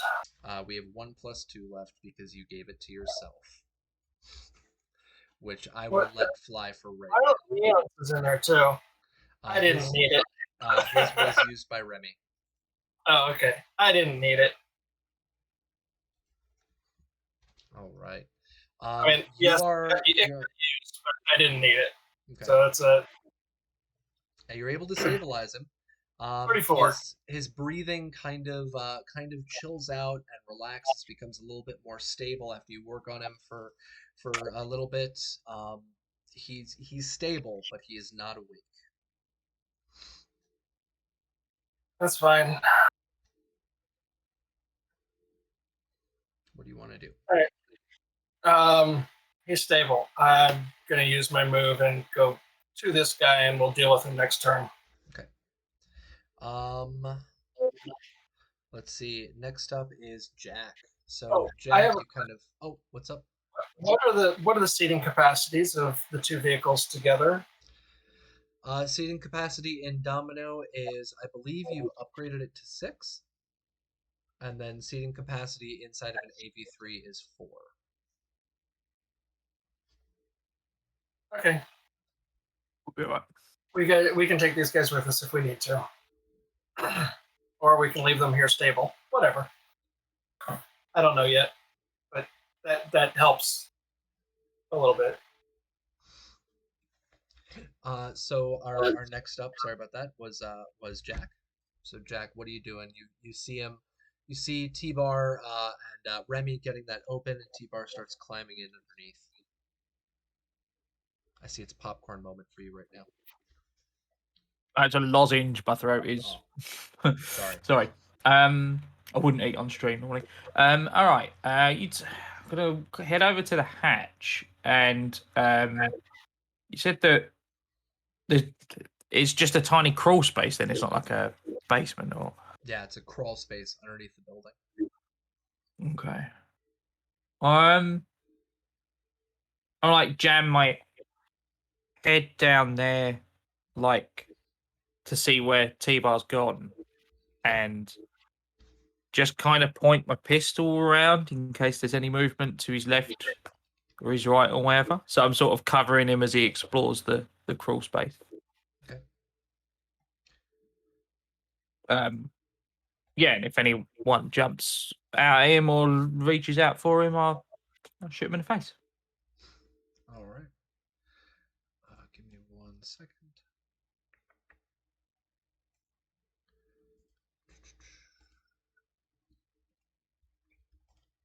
At least I didn't have to use a cryo bag yet, which means if somebody else gets hurt, I can do that. Yeah. Just really quick, I'm gonna pop this over on here. In case any of our viewers are unfamiliar exactly with what a crawl space is, because I know some locations and some places do not have it. This is a crawl space. Crawl space is kind of it's a semi-basement, but they're usually only about 1 meter in height, about 3 feet in height, and you literally have to like crawl on your belly across a crawl space. These are usually used in case of things like flooding or wiring, but it's just there. It's above the foundation of the building, underneath all the floorboards and tiling and stuff like that. So yeah, that's a crawl space. Let's see. We've got Calamity. So Jack, you're trying to give Overwatch for him. Calamity, which Just working my way to the back. okay. Gonna be double moving again. No worries. I'm gonna let you move on up all the way to that space because there's no other real major actions coming up. So I'll move you there. Let me move this down again. There we go. All right, and so we're going to be starting back up with Domino on the top of the order in just a minute. We're going to take our break here for a moment. I need to use the bathroom and I need to get some more coffee. So we're going to be taking a short bio break. Ladies and gentlemen in the audience, please, please, please hang tight. I'm going to be playing some more awesome Outworld sounds in between. I'm going to play it quietly, but I'm also going to keep the mics live if any of our audience wants to talk or chat with our players, or if they just want to overhear some gossip. So, ladies and gentlemen, we'll see you all in a couple of minutes.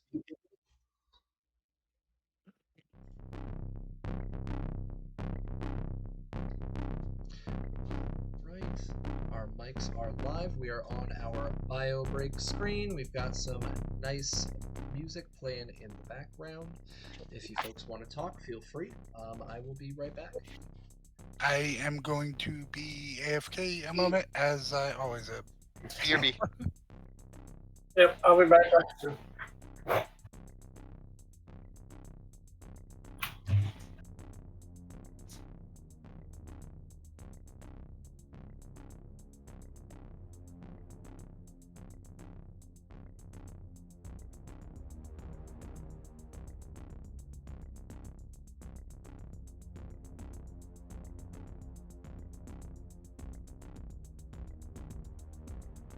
All right. Who have we got in the chat?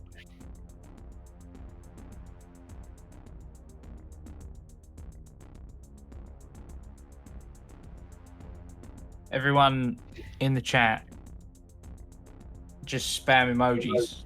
Just everyone do it now.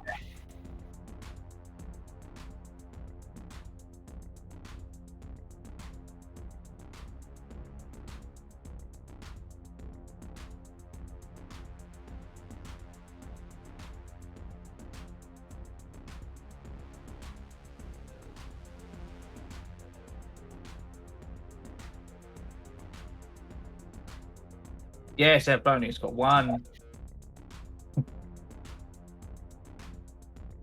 If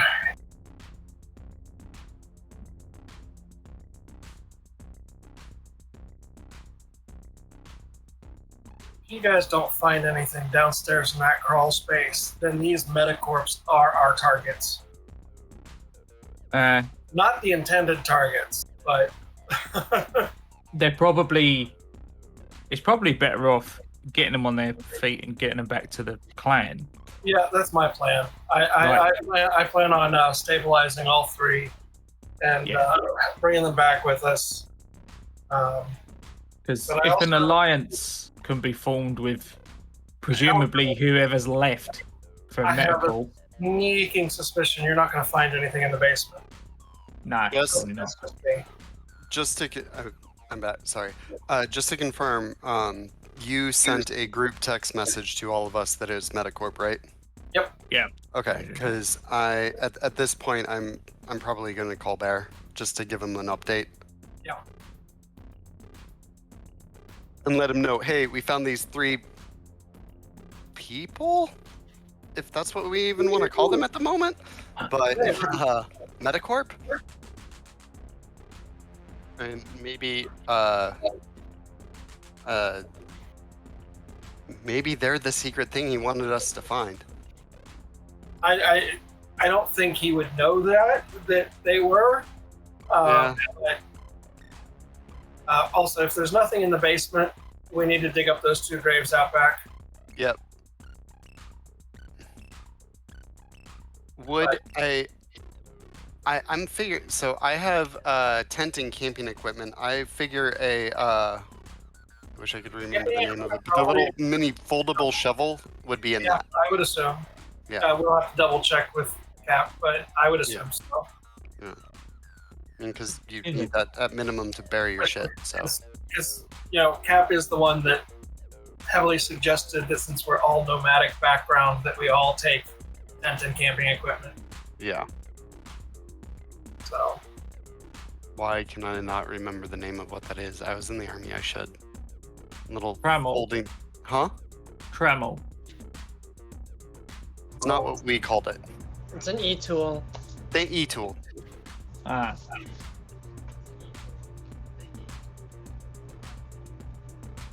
Apparently, Cap is listening to us because he chatted grave robbers in the back. Cap still has his headphones on. Hey, You look. say that like it's a bad profession. Look, if we find the right bone, it'll be very humorous.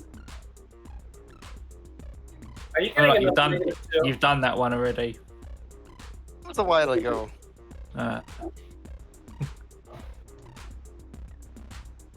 Oh.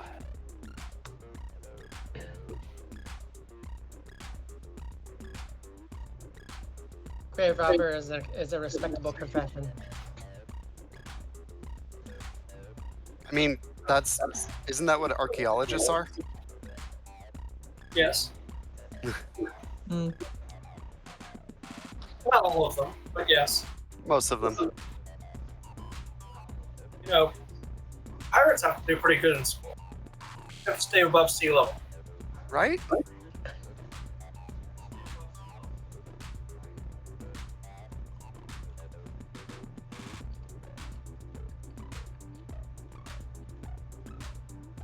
Hey, I've been wondering, do any of you know what you would call a fly if its wings were ripped off?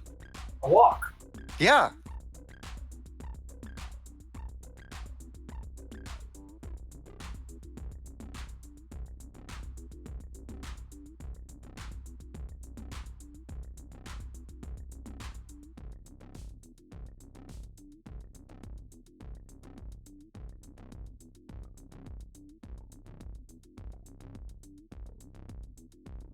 Oh, I just told that joke last week. I can't tell that one again. Darn it.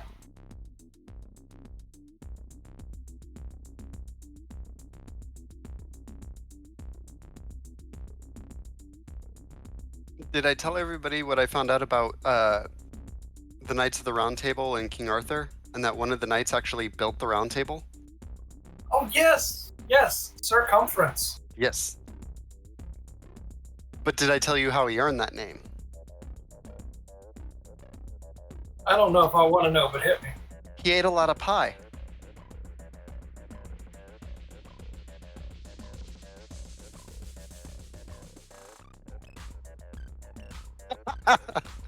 No, I'm not trying to make you turn it off. Maybe. I'm not. I don't know.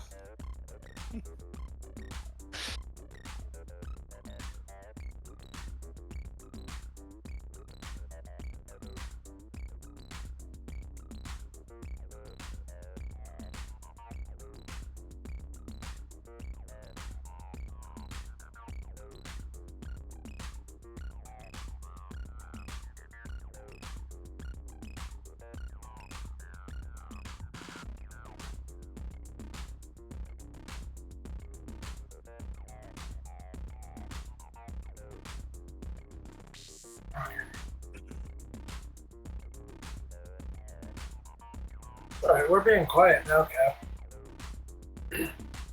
Can't hear us.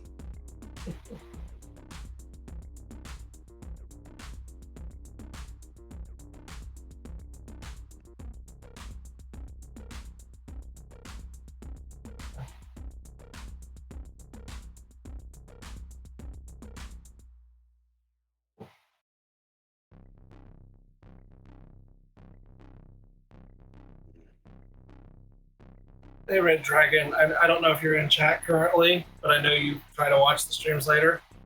I love the sleeping bags, but they keep looking like little thumbs. Huh. Little giant thumb. I didn't see it until you said it.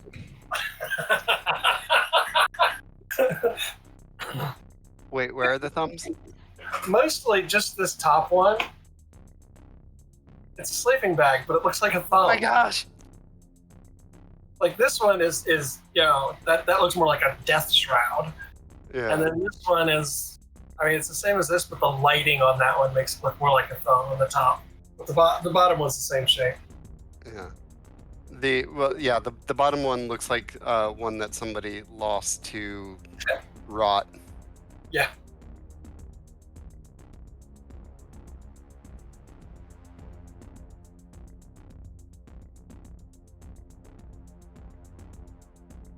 I mean, if he turned off the audio, at least I can help facilitate him in chat. I know, but that was a really corny joke. I know. But if you think about it, it was really amazing.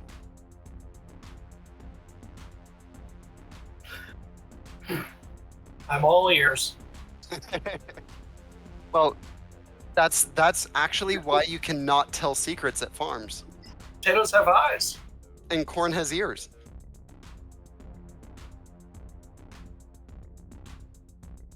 This is atrocious.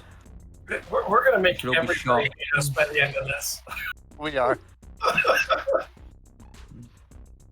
Well, Hey, at least with this group, I'm not reminding everybody, about Firefly. too soon.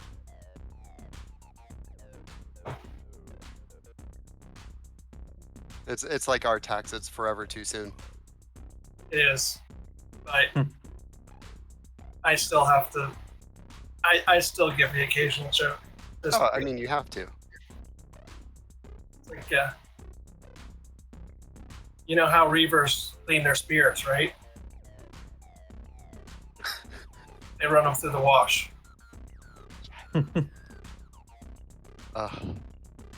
So I work for a big name construction company, and as such, I wanted to come up with a pun about construction, but I'm still working on it.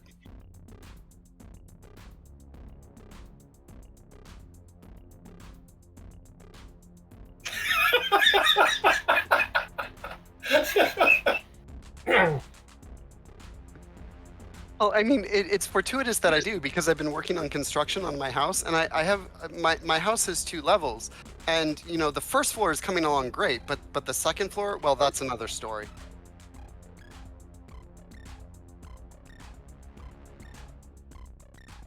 He's going to start capping, like docking your IP if he keeps up.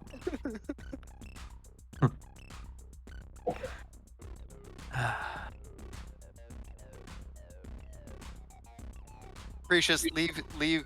You gotta leaf wash alone.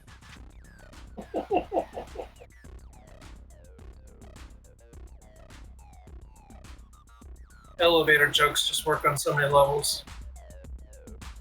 See, I love elevators because I don't trust stairs, because they're always up to something.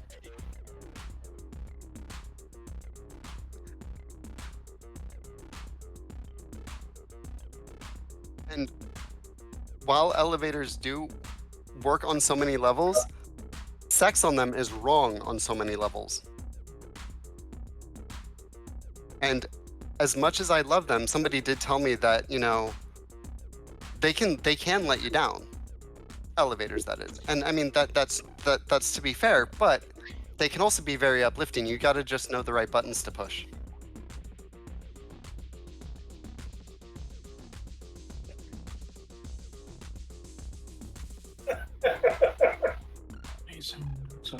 Sorry, Apollonius. That's what you get when you take two punsters and stick them in the same group. Oh, he's been dealing with this for at least a decade.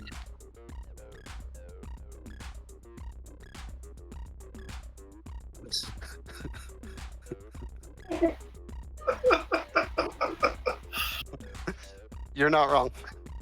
Two fully armed nukes and a TPK. What a way to go.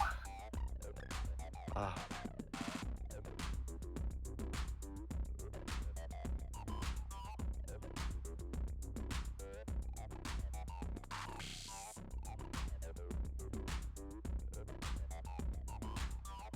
I mean, I feel like I'm like, if you think about it, what's about to happen is Capricious and I are both buffalo, and he's about to say bison.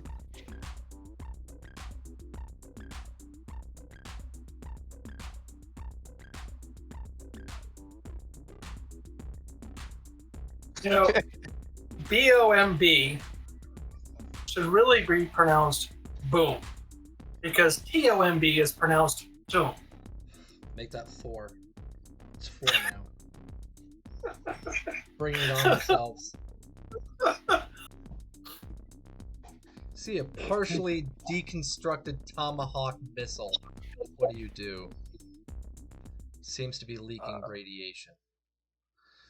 I point Remy at it and say, "Fix it."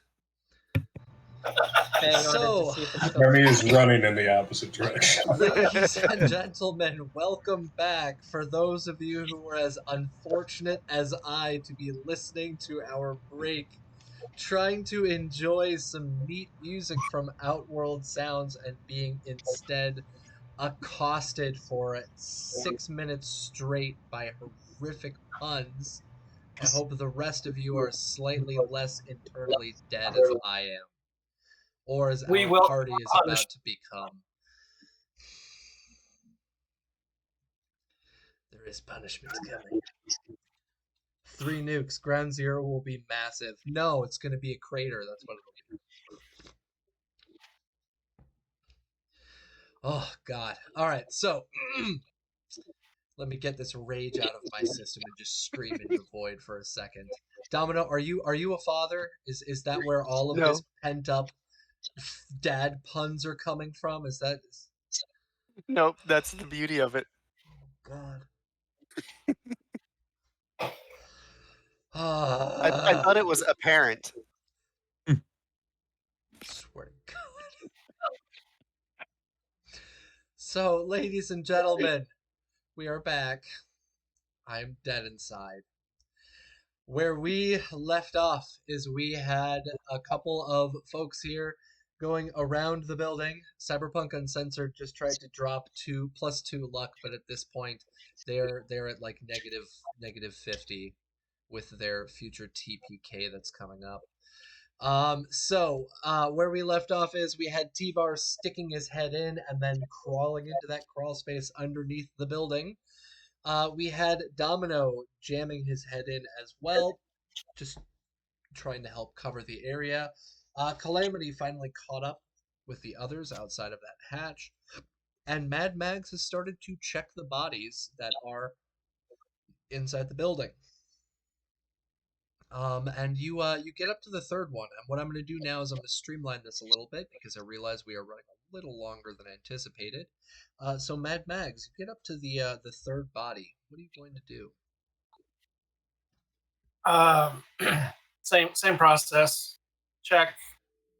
Keep valuable stuff. Stabilize. Okay. And then go back down and stabilize the first one. Okay. Go ahead and roll conceal reveal.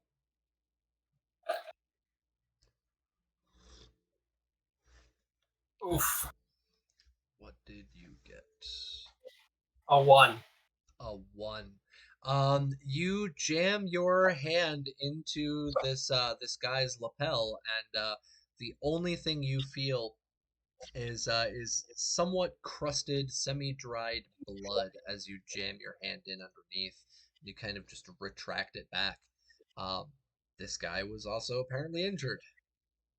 That's all you can tell from that.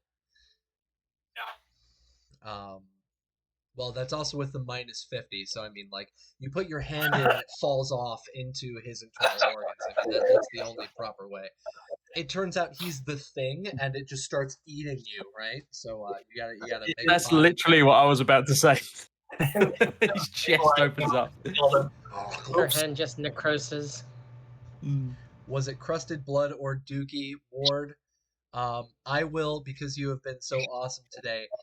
You can dictate to us. Is it crusted dookie or crusted blood? Which one would you prefer? It's blood. Vampire bites. Doesn't You get bother to deal Max. with Ward's response. Let's see. Okay. And the second thing you wanted to do is you wanted to try and stabilize, correct? Failed. Okay. Go ahead and roll your paramedic check. I did. I failed. All If right. it was yeah. the same game. To appease Ward and his crusted blood or dookie, everybody, ladies and gentlemen, remember, take your shots. We are dealing with some dookie going on here. Rob at home, I know you're probably chilling there, so go ahead and take a nice shot of water. You're in on this too now. You try to stabilize this guy, and it seems to be successful. You seem to have actually stabilized him, and he actually takes a very deep breath, just, and he kind of sits straight up, right into your face, and he's like, oh, what the fuck is going on? Showing both hands. Stabilized one of your partners. Just stabilized you. I'm going to go get the third. Who This the might be fuck a are you? Madeline with Snake Nation. Go ahead and I'm going to have you roll me a conversation check. Dio.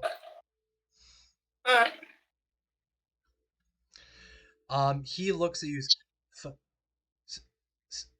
Snake Nation.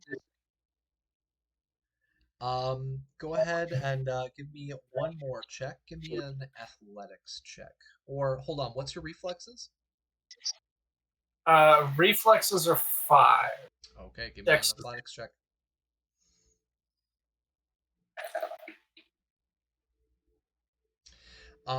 You got a 17, which is successful. He reaches one arm up and just kind of jams it straight into your abdomen and shoves you backwards. And you kind of stumble back a little bit. With the athletics check, you're able to keep your footing. But as you kind of straighten yourself up, you see him reach his hand into his jacket, and you hear a small ting as he pulls his hand back out. He's like, "Get the fuck out of here, you fucking trash!" And he tries scrambling himself up. We're going to jump back into our initiative order. Domino, Remy, T-Bar, Jack, Calamity, none of you know what's going on inside. So, Domino, you're up first. You have your head stuck in, kind of checking out with T-Bar that crawl space. What are you doing? I, at this point, am giving Bear a call. Okay. Ring rings. A couple of moments. Hey, Domino, what's going on? Were you able to find the shipment there?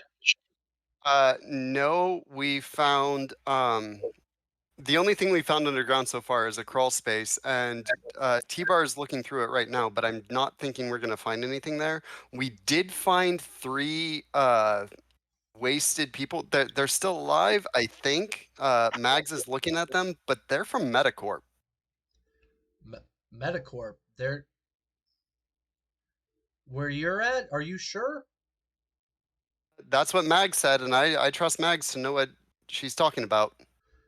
I haven't heard anything from them in over a decade.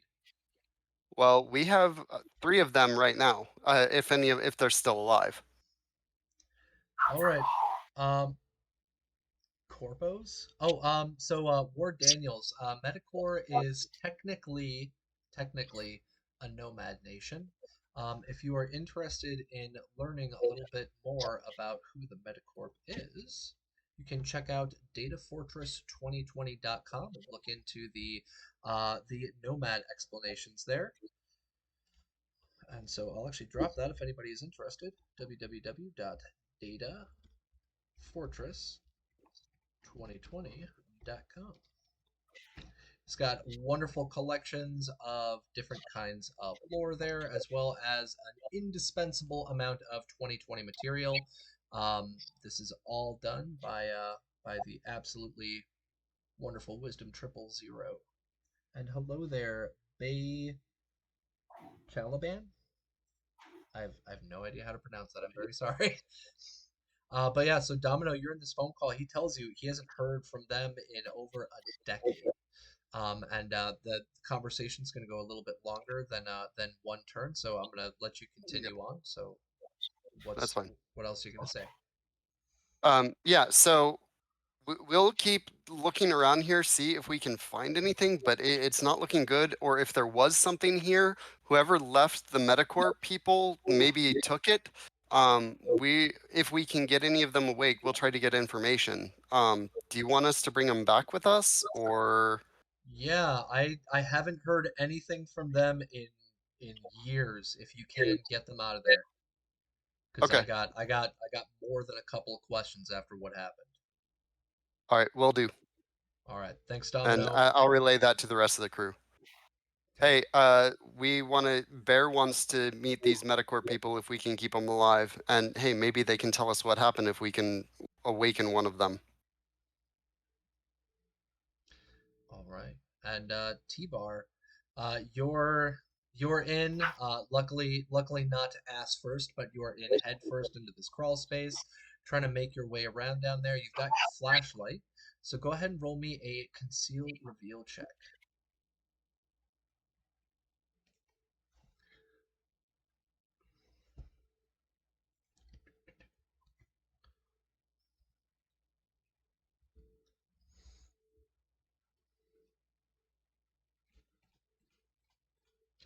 All right, an 11.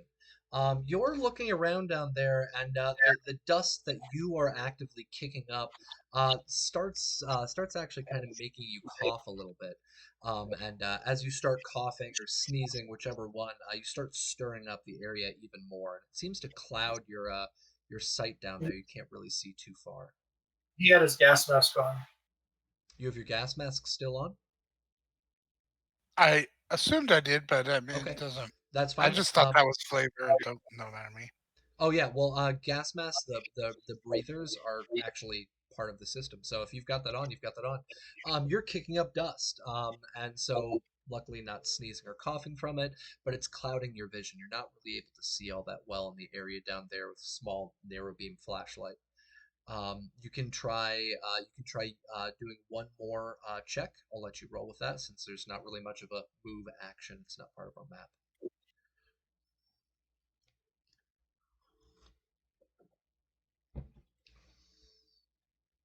So you want to roll again for us? I do. I closed my sheet because I thought my turn was over. Oh, But no worries. I didn't know if my thing wasn't updating. I know it's a little odd sometimes. so I think I have 1 point of luck left. I'm gonna go ahead and use that because I don't have very good perception or conceal Conceal reveal. reveal, yeah. Oh, Oh, there you that's go. fine. 17. Every time I use luck, I roll good. Yeah. Right? 17, 18, 19, 20. So you've got a 20. You continue moving around. You wait for that dust to kind of settle in around you. You continue moving the flashlights around. And let's see.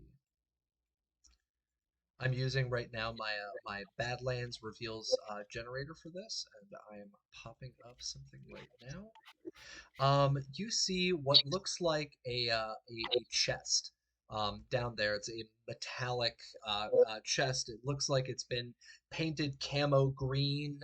It's been worn down, scratches on the edges and the sides, and it is unlocked. There doesn't seem to be any external lock on it. Do you open it up? Of course I do. All right. I'm actually going to copy and paste this into our Discord, and for our wonderful audience here, I'll also drop it there for you guys too. So this is going to go into our Discord first. You can, hold on. It's not unlocked register. It'll be an unlocked crate.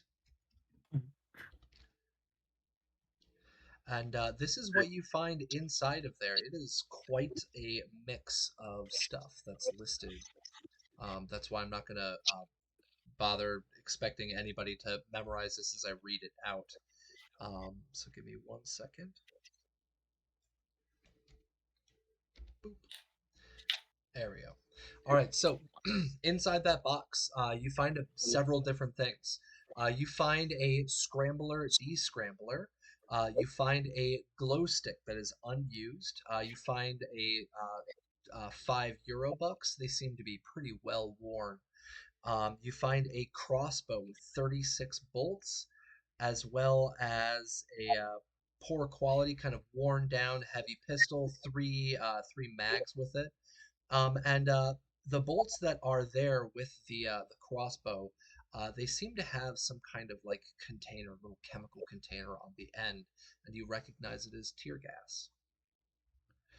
So that's what you find in that crawl space underneath the building inside of this box. And you can make your choice about if you want to drag the whole thing out, if you want to try to keep something, or what.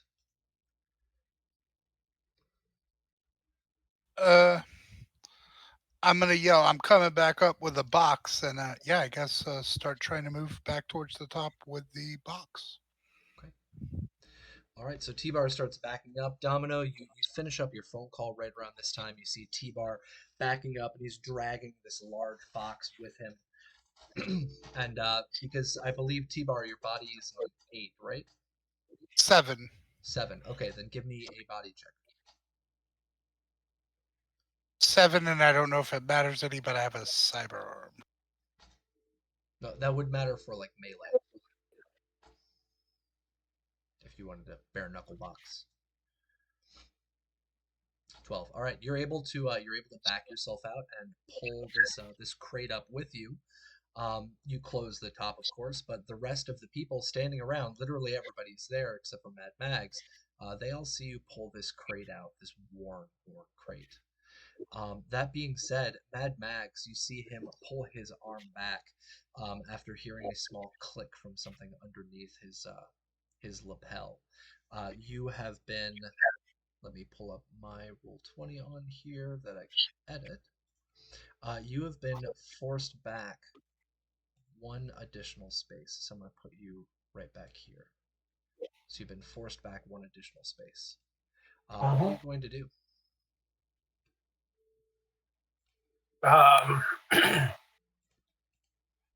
I'm going to step back forward and whap him upside the head with the spike bat. We're going to attempt to go good old Gallagher on him with a called shot and all 4 of my luck points.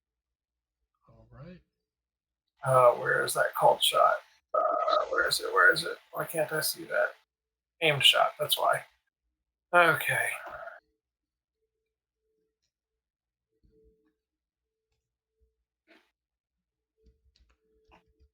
Dang it. Right. Roll of 12. You try to whack him upside the head. He seems to kind of duck out of the way, and he's like, "No, you're not getting me." And he starts trying to crawl. You're the away a one little bit. that started this. And Damn, I will too. what's your reflex?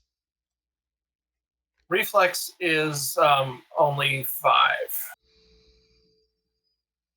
All right. Aim shots I do not dodge on. Yeah, so the aimed shot, because it's an aimed shot, it's not ROF2, it's ROF1. So that was your turn on this. Move back forward. After you miss, you still have a little bit of move left. Do you want to move anywhere? You see him trying to crawl over a little bit. You see him move off of that sleeping bag and try to crawl over a little bit.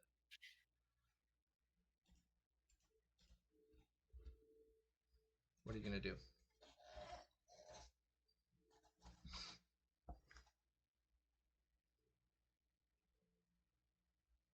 I'm gonna take one more step back and just like stand down, and I will too. I just brought you back.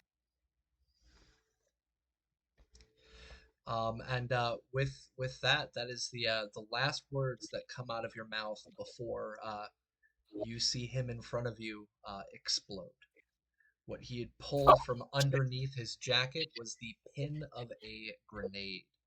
Your reflexes are not high enough to make an evasion roll. You are inside of that blast radius, and so I'm going to be rolling for damage. Are you ready? Yep. Yep. Give me 1 second. I want to make sure that I am not rolling too much damage because I don't want to be evil. Yes, you do. Okay, I do a little bit, but I mean, come on. Your puns weren't that bad. Armor. There we go. Well, this is better than 3 nuclear bombs going off underneath your feet, so I mean, you give some, you lose some. Oh, Lord. Armor does top, right? Armor will help you, yes. Yeah. Okay. Thank God. This is a 66. So here we go. Holy shnikes. It's a grenade. Oh, Christ. It goes off right in front of you, and literally you see, before the shockwave itself hits you yourself, you see parts of him fly out at you as you are barreled backwards into the next room. This concussive explosion indoors going off right in front of you. Now, because you do have armor, you're able to take your armor. So that'll be, I believe you have a light armor, Jack, so that's an 11. So your total damage is going to be a 14. Yep. And everybody else outside of the building, give me 1 second. I'm going to move your token real quick. You are hurled backwards, as I mentioned, and you are forced right out here, pretty much falling on top of the guy that you had just stabilized. The folks outside, you all hear the explosion first before you see the part of the wall of this building right here. Let me pull up my select. There we go. So you see part of this wall here literally explode out as debris and chunks of what used to be this drifter are falling down. So what I'm gonna have you guys do, we're gonna take this back up. Remy, you see him pulling out this crate. You see T-Bar pulling out this crate. Domino gets off the phone, and as T-Bar's coming out, this massive explosion rocks the outside of, or from the inside of the building, blowing out that back wall. What are you going to do?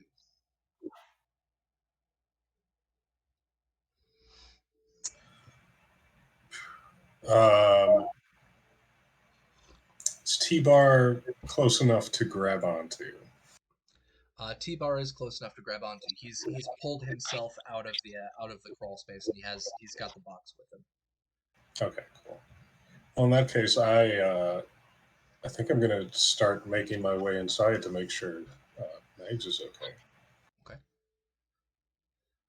You can double move if you'd like.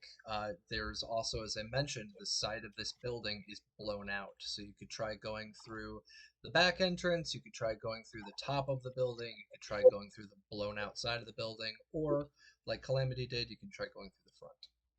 So it's your choice, and you can double move for your action. Yeah, I'll go around to the blown out side. Oh, looks like Nomad is eating up at Vampire Bites. I'll allow it. Sorry about that. Go ahead. Remy, what are All you doing? right. You're double moving? Yeah. Okay, you going through the north entrance, the hole to the east, or the entrance to the south? Hole in the east. Through the hole, yeah. Okay. Yeah, you walk in and you see this room that used to be just kind of messy, kind of dirty, kind of gross. It is now splattered with char, shrapnel, and the leftovers of this guy and what he was wearing. There is smoke and dust and dirt. You can see that part of the ceiling has been blown out as well. And you don't see Mad Max inside that room until you look over through the doorway and see her prone on the ground.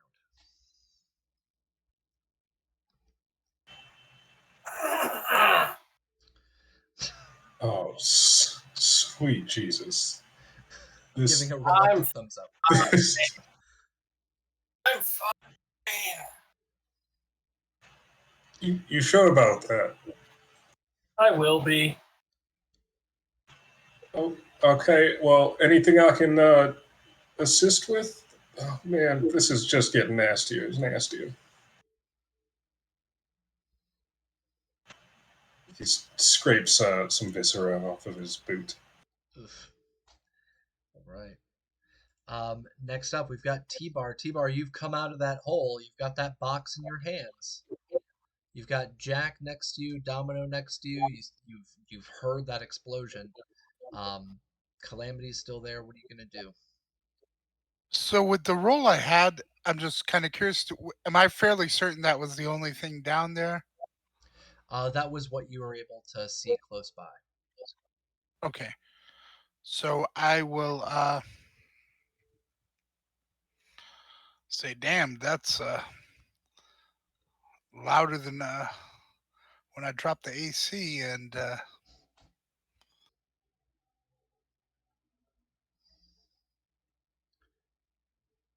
Oh, I think you might be muted.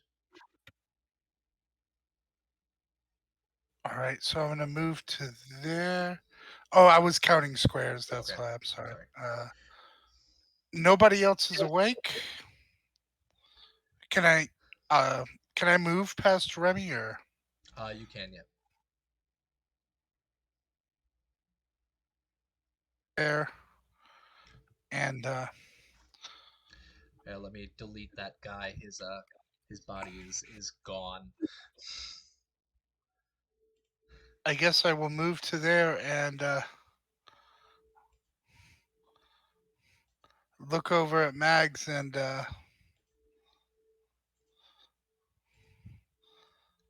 Sorry, I'm mixing up. I don't want to get you mixed up with the Raiders. no problem. I guess I'll just look over at Mags and say, I told you good nothing good ever came from medicine and kind of just stand there with I'll hold an action if one of these guys jump up, I'll shoot him with the shotgun. Okay. All right. Next up is well, Mad Mags. You had your actions. Jack. Yeah. Hearing the grenade go off,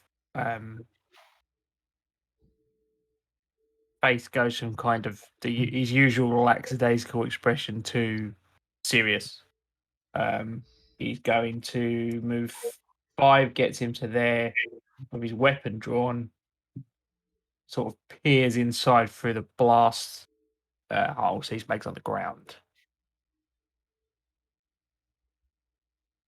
Who told you to go playing with explosives? What? And I'll move, I guess, double move to the inside.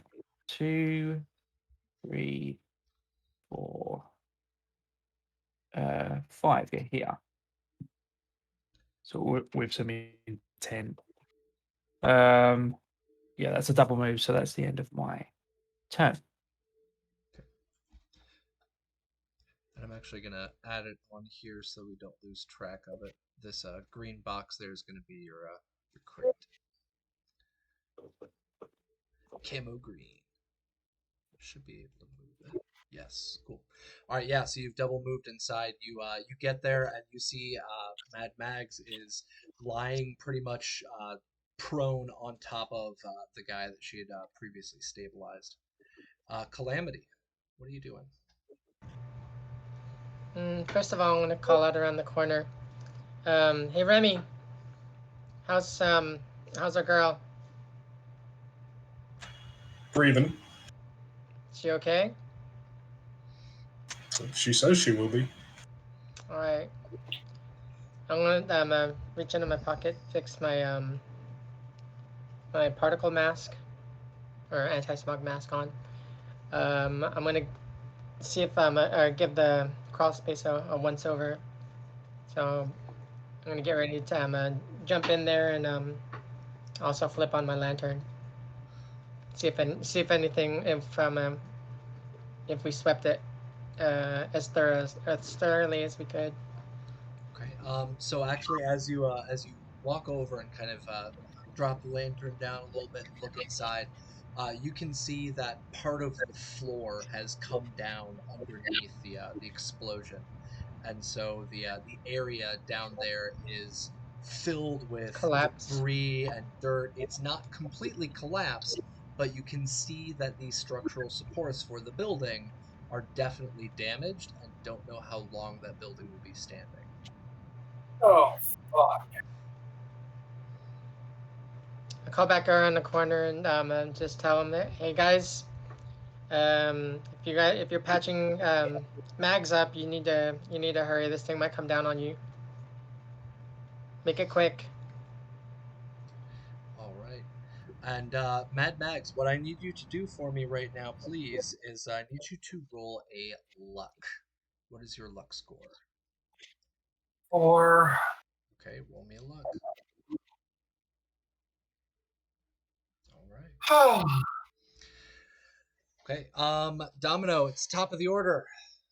You see Calamity pop her head underneath. You've heard the explosion. You just got off the phone with Bear right before that grenade went off. The crate's sitting in front of you. You see some smoke and dirt, dust flying everywhere pretty much from the side of the building. What are you going to do? Did I hear Remy saying that Mags is okay? Yes. Yeah, it's the next word at the Okay. top of yours. It's next turn. Okay. If I heard that and then hearing Calamity say that it's not structurally sound and we don't know how long it's going to last, I don't want to add more pressure by going inside. So I'll send a message to everybody. Hey, if any of the snake or if any of the Metacorp people are still alive, let's get them out as well because Bear wants to talk to survivors if we have them. And I will also go in the crawl space to try to find. I'll pull out my breathing mask as well, put it on, and then I'll go into the crawl space with Calamity to help search to make sure we found everything in there. Well, as I mentioned to Calamity, part of that crawl space has completely collapsed, and there's a lot of Right. debris down there. Yeah, Looking for the it wasn't area that's safe. not covered. Oh, it wasn't safe, so I didn't jump in. Yeah. Oh, Yeah, so she never went fully into it. She looked inside with the lantern.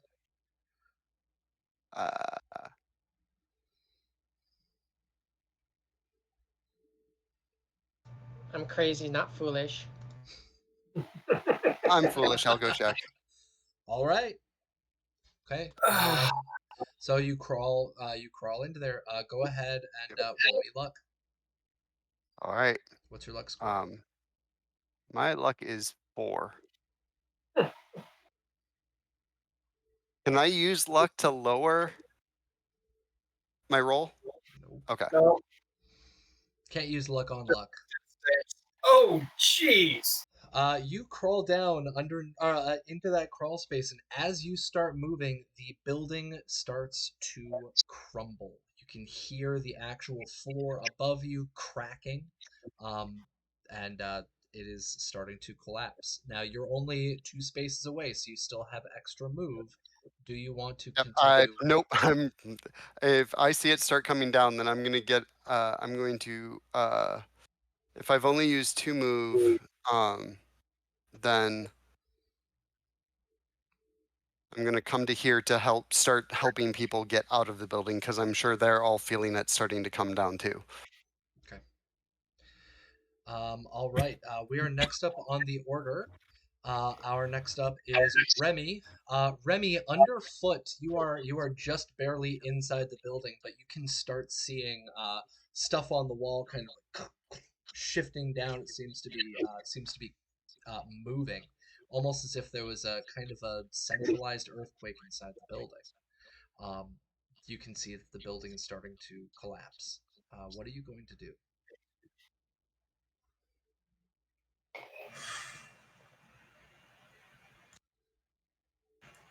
Well, I suppose should see about trying to drag at least one of these survivors out of here.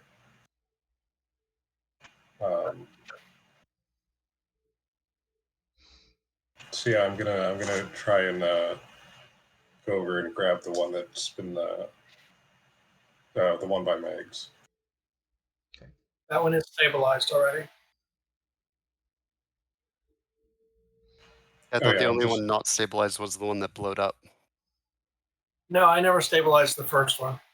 Oh, I was checking them all, and right. It when was the I found, second one that you found out they were Metacorp and started the recovery. Okay. All right, so you walk over and you try grabbing the body, and next turn you can start moving with a body check. All right, our next up is going to be T-Bar. Same information. You see stuff on the walls starting to come off of those shelves. You can feel the ground kind of starting to shift a little bit underfoot. You know that where you're at, this area is it's very damaged on the floor. That grenade really messed it up.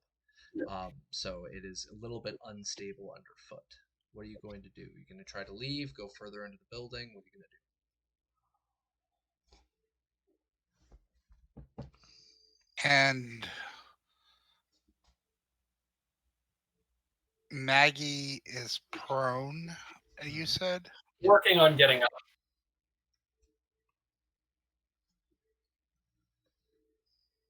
Uh,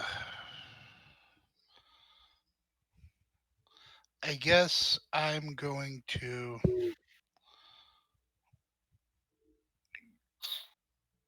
Jack's there already. Yeah, I feel like Jack is there. She's getting up. I'm gonna just try to go out of the building. Okay. Yep, go ahead and scoot your token out. Anything else you want to do?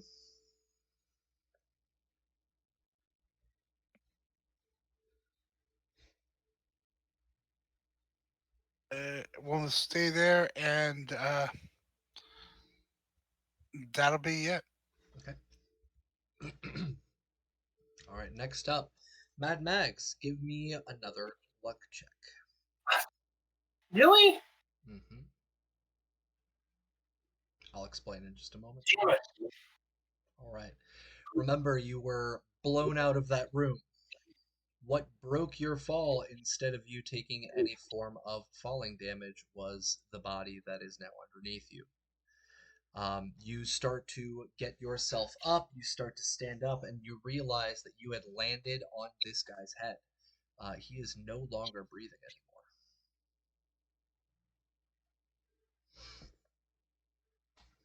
And so you start Hell. getting yourself up. You can see that he's not moving. He is no longer breathing, and you can feel that the building is starting to shift under your feet. Okay. What do you do?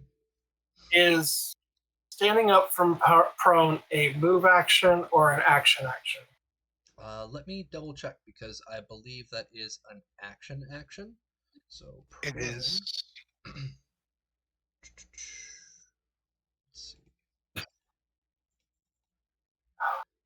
see. Prone. When you are prone, you can't use your move action until you use the get up action. So you have gotten up. That's your action. So you can now move.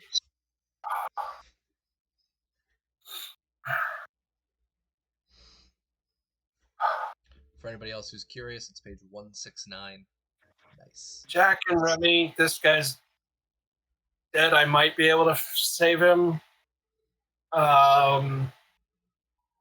If you can take him out of the building, I'm gonna go hope that there's enough foundation under the front half of the building that I can save the other guy and get him out safely. So I will move to there and hope that the foundation is stable enough in the front half of the building. All right. Next up is Jack. Jack, you hear Hold on. Mad Mags. You see Remy coming in. What are you gonna Mags, what happened? Guy freaked out and blew himself up. Oh. Yeah. Well, fuck that then. And I'm going to push the barrel of the revolver to the guy's head and just execute him. Fuck him. I'm taking him with me.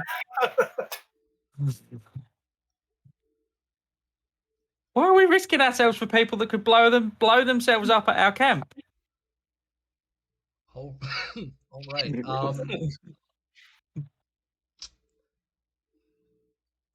All right. This is something that has actually not happened since, as let's see, is my girlfriend in chat still? Maybe she is. Does this count as an inanimate object? And I just roll damage.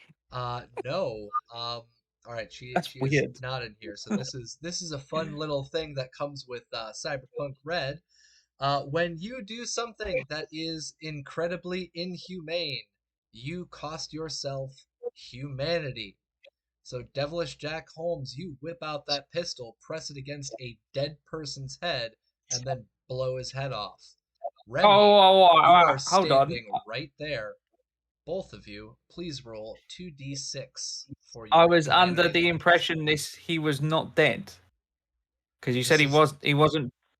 The one that Mad Max fell on top of, she killed by taking the impact damage. Oh, I totally misinterpreted that.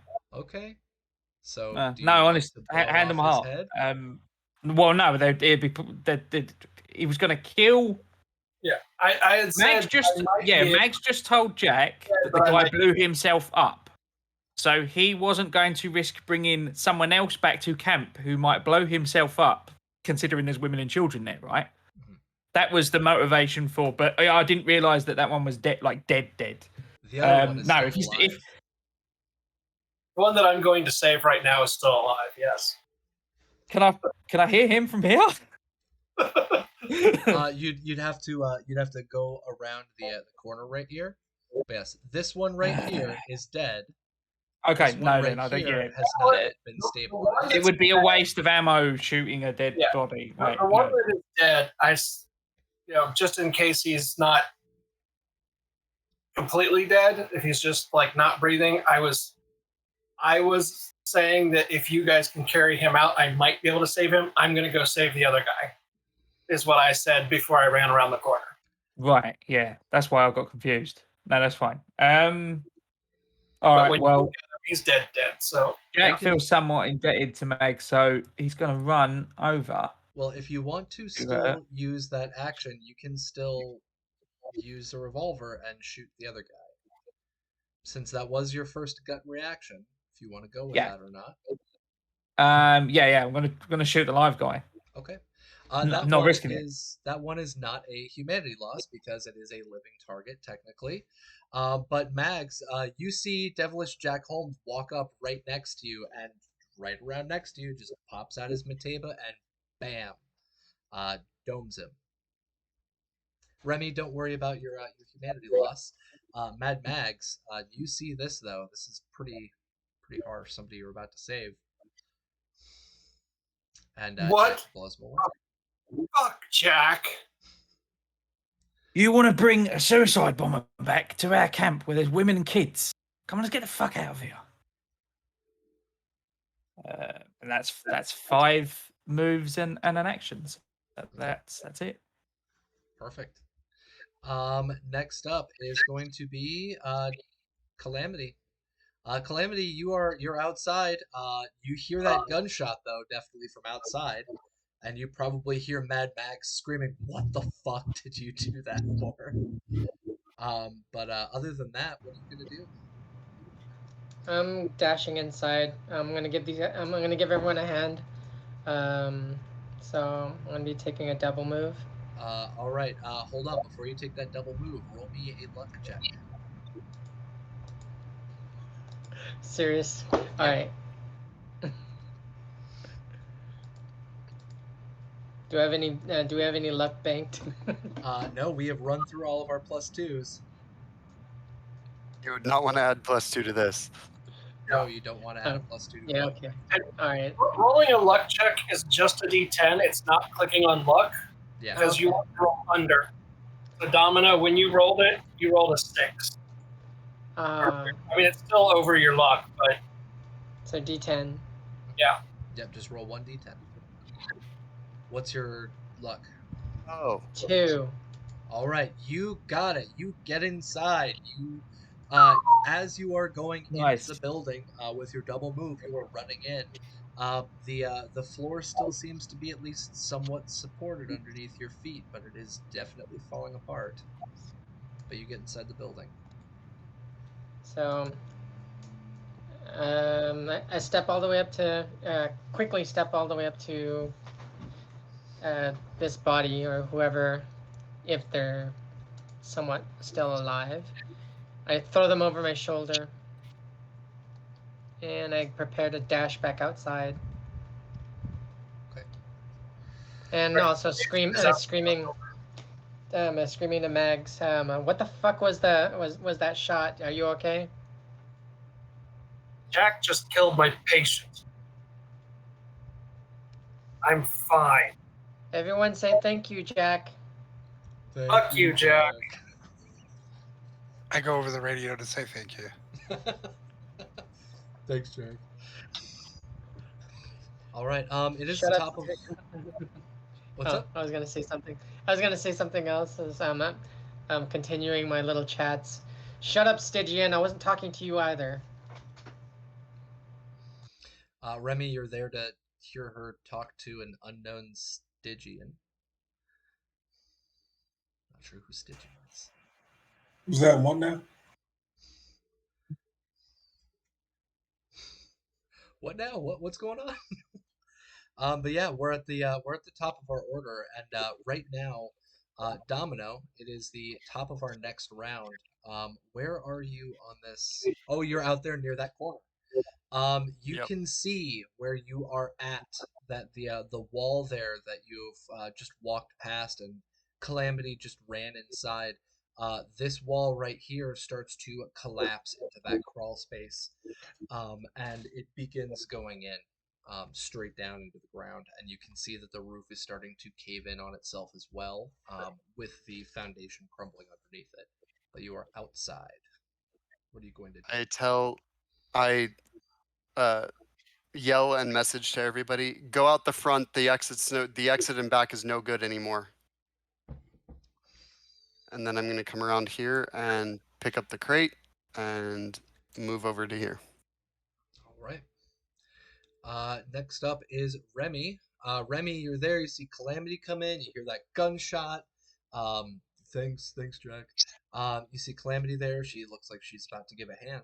What are you going to do? Are you going to try to help with this body, or are you going to listen to Domino and get out? Yeah, Remy is more of a finesse sort of technical person. He's not incredibly strong, but he thinks Calamity might be able to haul this dude out on her own. So he's just going to mad dash for the front door. Okay.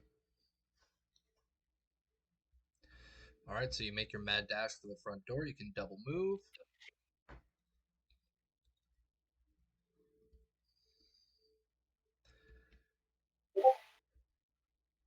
And T-Bar, you are in the back.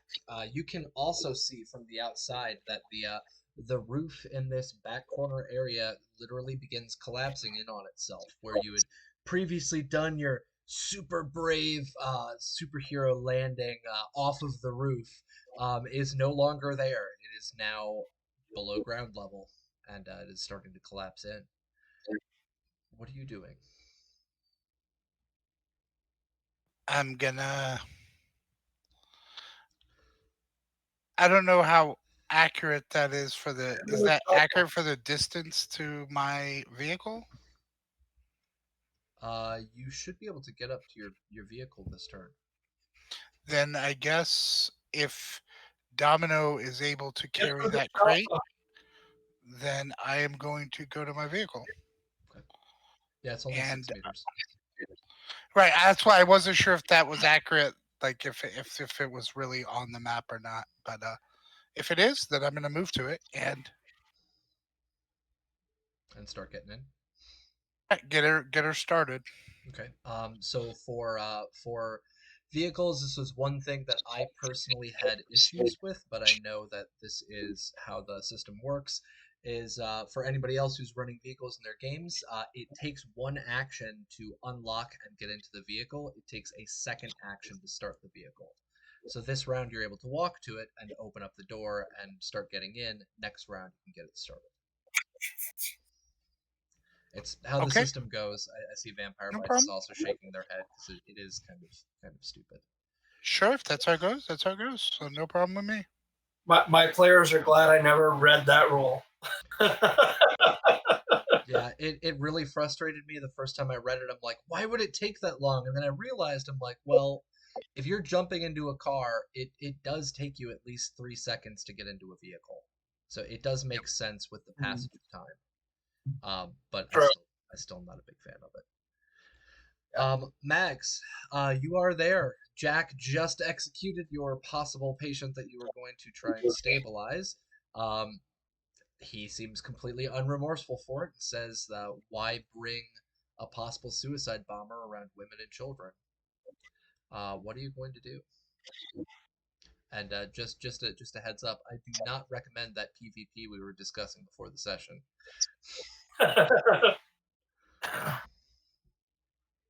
No, she has a relatively level head. She does not agree, but she's just going to.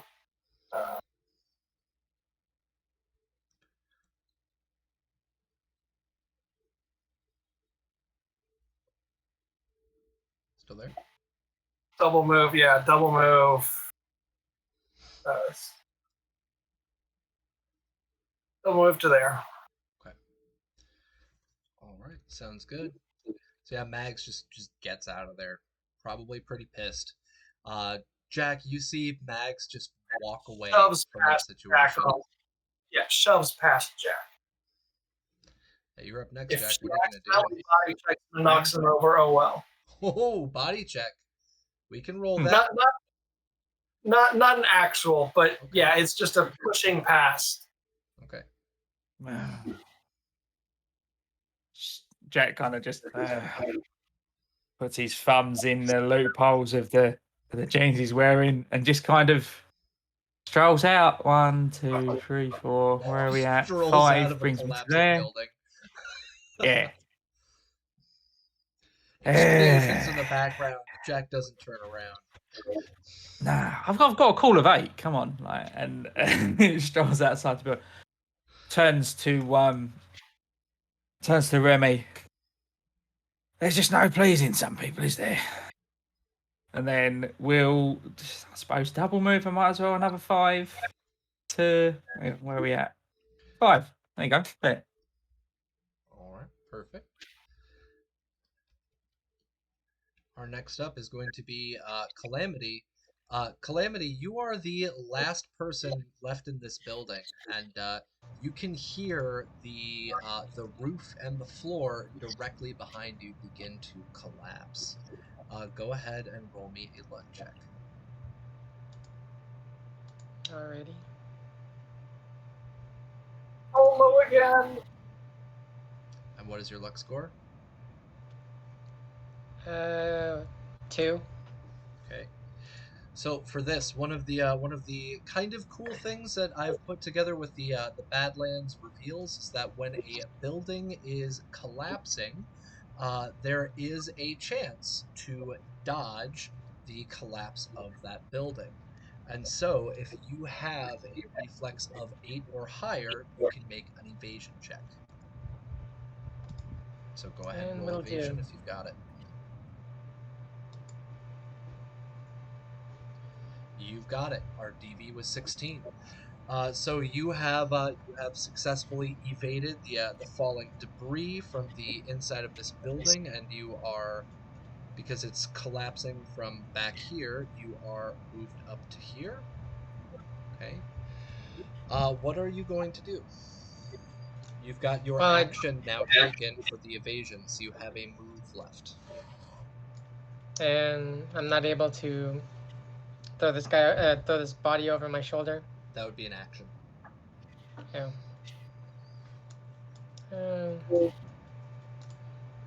Guess there's no point in trying to grab him anyway.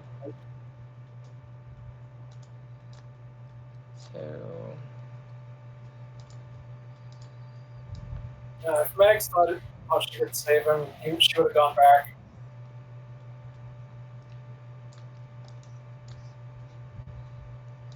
All right, you're able to get out of that building. Here we're actually going to pop out of initiative order. We are successfully outside of the building. All of you are now outside of that building, and I'm going to zoom back out for our audience real quick. I'm going to reset my fog to nothing. Reset turns it all back on. That is so stupid. Okay, reveal area, whatever, roll 20. Being a poop head. Reveal the whole area. There you go. Don't forget that Start from the sometimes black reveal screen, everyone. accidentally.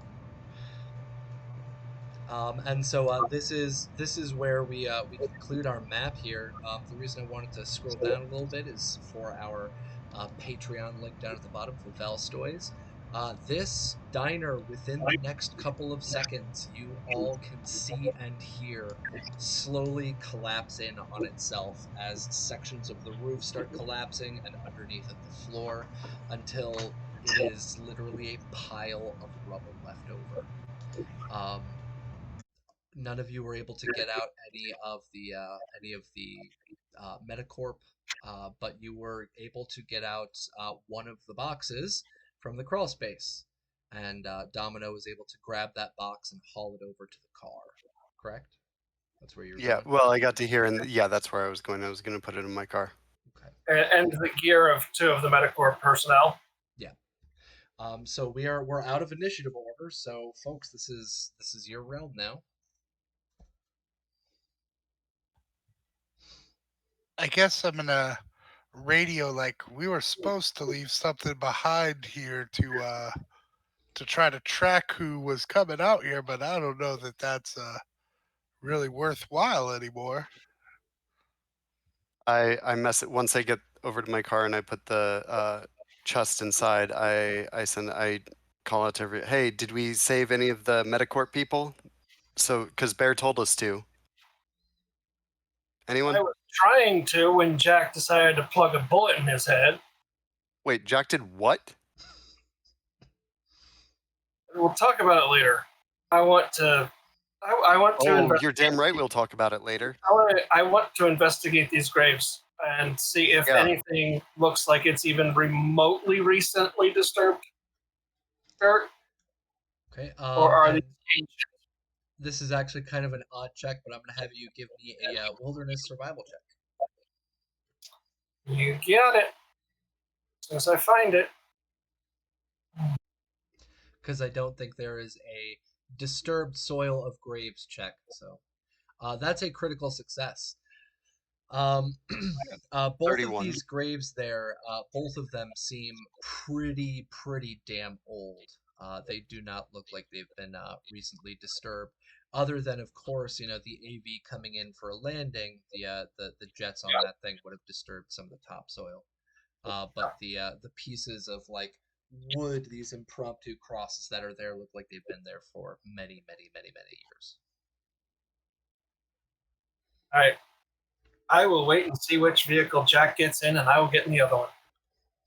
No, if Jack walks up to mine, I'll kindly say, you can ride with T-Bar.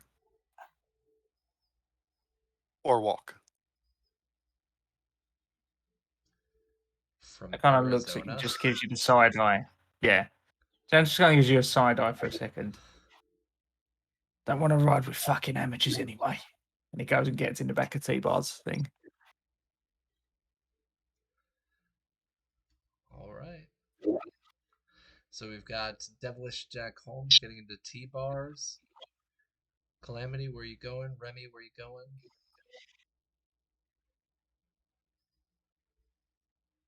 When I get in my vehicle, I am going to send Bear a text. I'm not calling it. I'll just send him a text message saying, we're going to save Medicorp.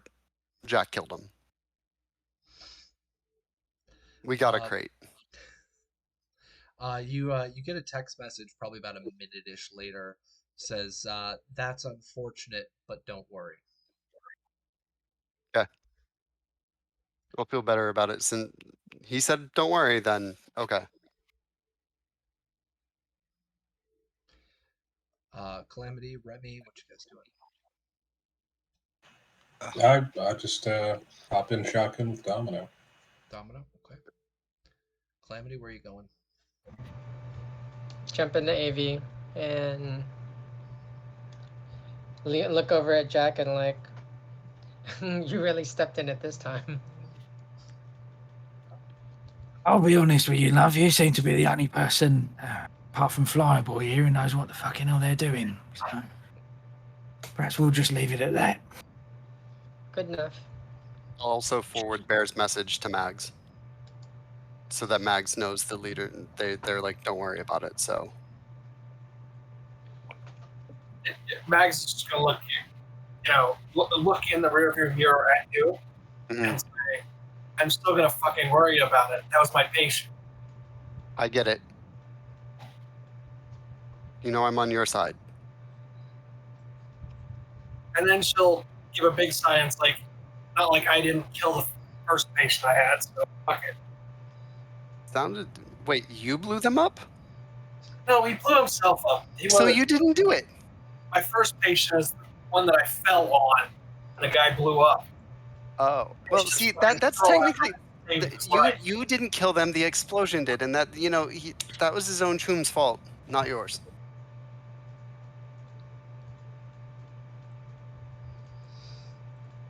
Yeah, so so you guys climb into the vehicles, you get yourselves set and ready.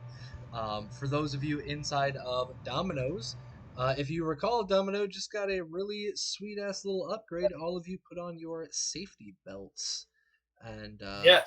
you are safely strapped in. You've got the chest chilling out in the back, and after a short little bit of making your way from the area, um, uh, Mags, you get a phone call coming in from Bear. Hey, what's up, Bear?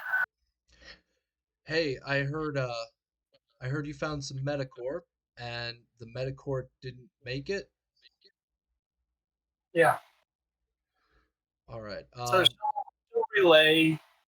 she'll start relaying the full story of thinking they were drifters, checking one out, getting his gear, checking the next one out, getting his gear, noticing the tattoo, stabilizing him, moving on to the third. Stabilizing, he woke up instead of just stabilizing, shoved me and pulled a pin in a grenade, blew himself up. And that killed the second guy too, blew me back. And when I went to go stabilize the first guy, Jack said that he didn't want any suicide bombers in our camp and blew his head off. Bear is just like, well, shit. That sounds like quite a headache. I'm sorry you had to deal with that. This is not the info that we got. I'm sorry. I apologize for that, but I think it works out for the best to try and set your mind at ease because not too long after you guys gave us a phone call, I was given contact about an upcoming council meeting. I need you guys back here ASAP because we need to head over to the Aldecaldo camp. There's apparently some big news dropping. And I will relay that while Bear is still talking. I will relay that to Domino as repeating back to make sure I'm understanding. and he tells you specifically, he's like, just get back here, bring what you got. Don't worry about the bodies, but it's definitely good information to have. And he finally says, like, Mags, don't don't be angry at Jack. Uh, he did he did what he thought he had to do because he was He didn't around. have. Well, he was around in Never the mind. old days when suicide bombs were they were they've taken out plenty of camps.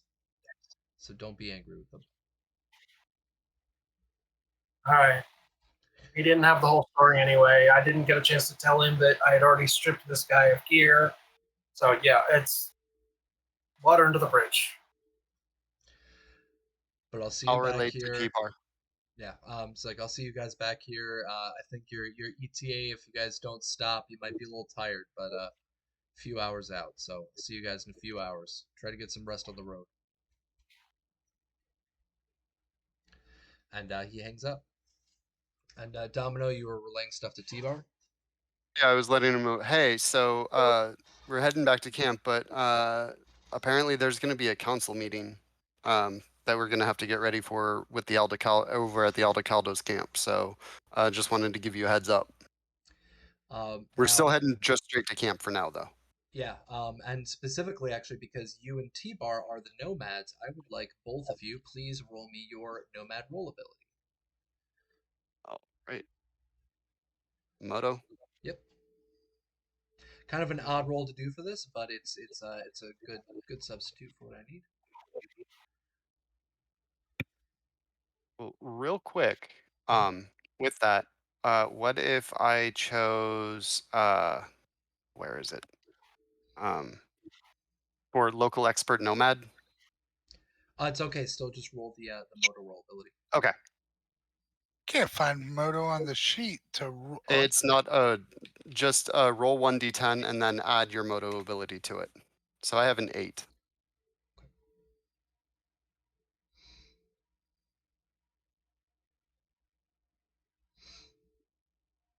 Because it's on character under Nomad about halfway down, but there's nothing to click to roll it. So with an 8 and 11, so for Domino, you know that this is the first time there's been a council meeting in a couple of years. But T-Bar is a little bit better acquainted with this kind of situation because T-Bar remembers way back because he was a pilot with the military. He was probably part of the long march back from the South African conflicts. He knows that these kinds of meetings were very important, especially to the more military background nomads, because this kind of stuff was one of the few pieces of solidarity between all of the nations. And specifically, T-Bar knows, with above a 10, he knows that the Snake Nation doesn't really have too much of a representation on the council, but they are always part of these council meetings. Okay, so that's the information that you guys glean from that, because it's specifically Moto. It specifically has to do with the nomads. So just a normal like nomad local expert check. You might know some of the people, but maybe not some of the history. Got it. So I'll kind of turn down the blaring radio and say, I guess we got a meeting to go to or something. So I guess dust yourselves off, and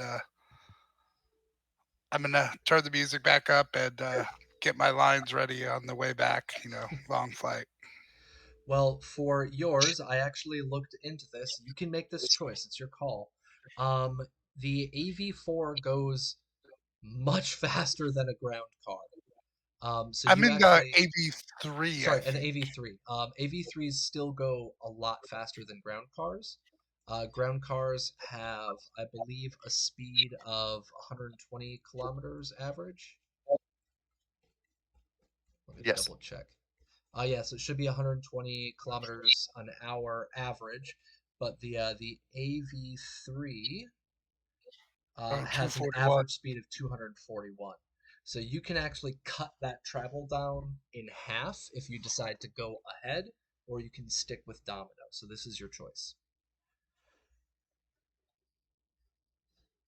I feel like splitting everybody up would be a bad idea. So I'll just kind of hang in his general area. Okay. All right. So yeah, over the course of the next 7 or 8 hours, all of you make your way slowly but surely back to the Snake Nation camp. Now, what I need our passengers to do, for our passengers, I need you to make a survival check. See if you were able to get any rest while driving back. I am going to use 1 speed heal as well, Okay. so I get 10 back. Okay. There. 36. And the rest of it is. I didn't even need the whole thing. Survival. Yep. Like wilderness survival. Well, I'm trying to pull it up right now. It should be on here. There we go. So when you sleep in a car, so living in a vehicle, you make not survival, endurance. You make an endurance check. So all of our passengers, please make an endurance check.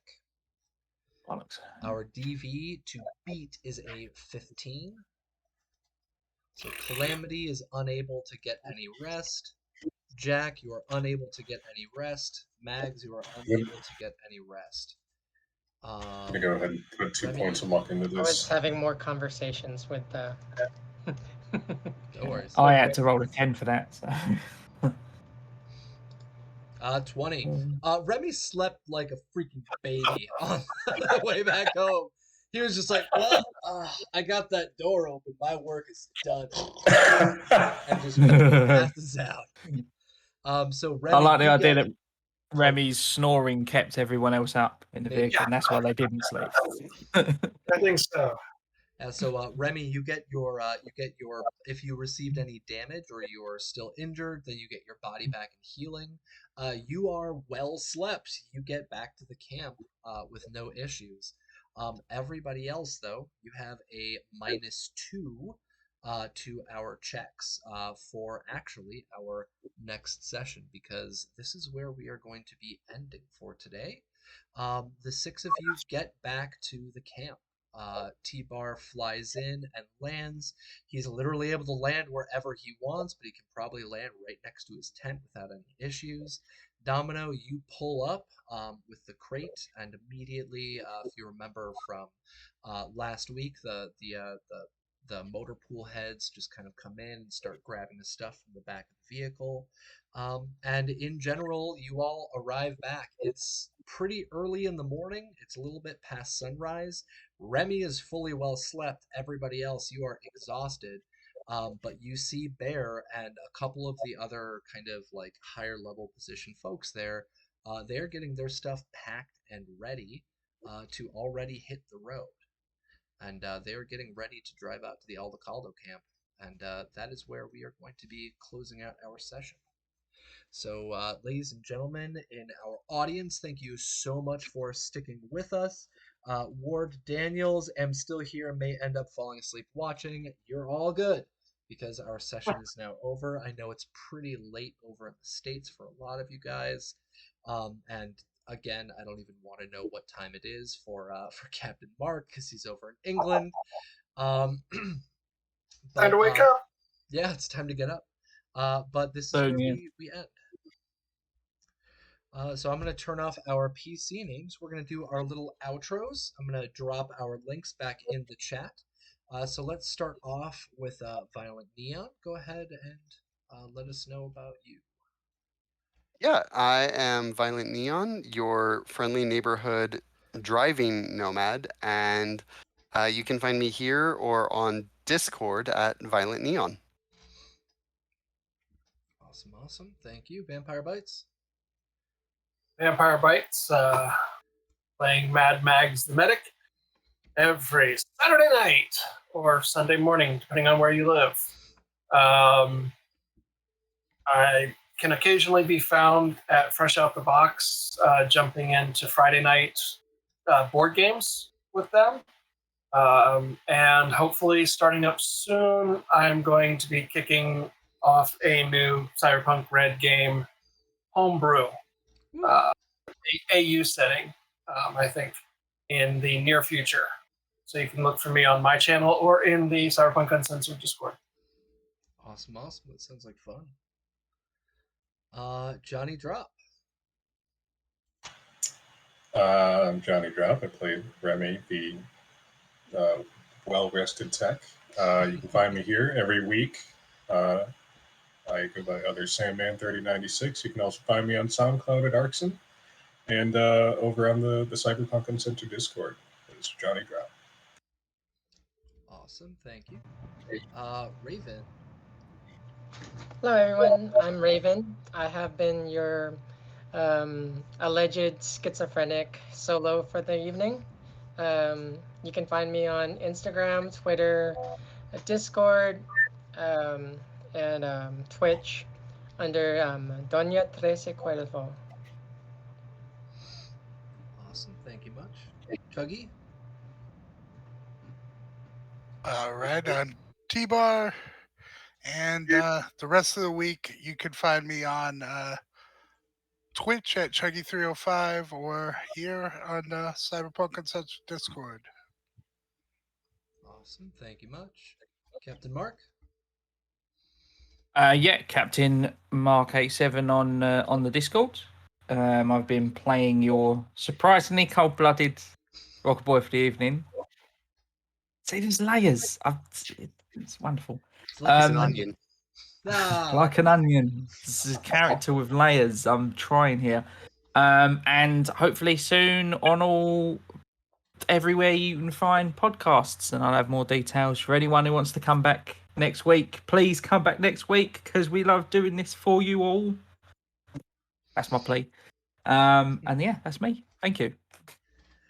Speaking of which, doing this for you all, I am very, very happy to announce that today is our 5th session, not including our session 0. And I am so happy to have all of you along for this ride, pun intended. Thanks to Violent Neon with his ridiculous puns today.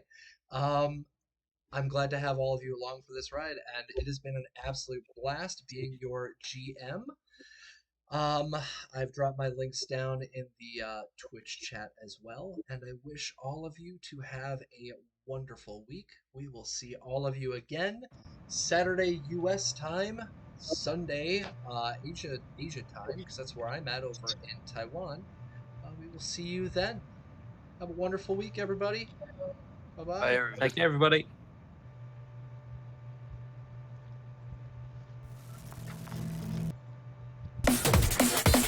Cyberpunk Uncensored.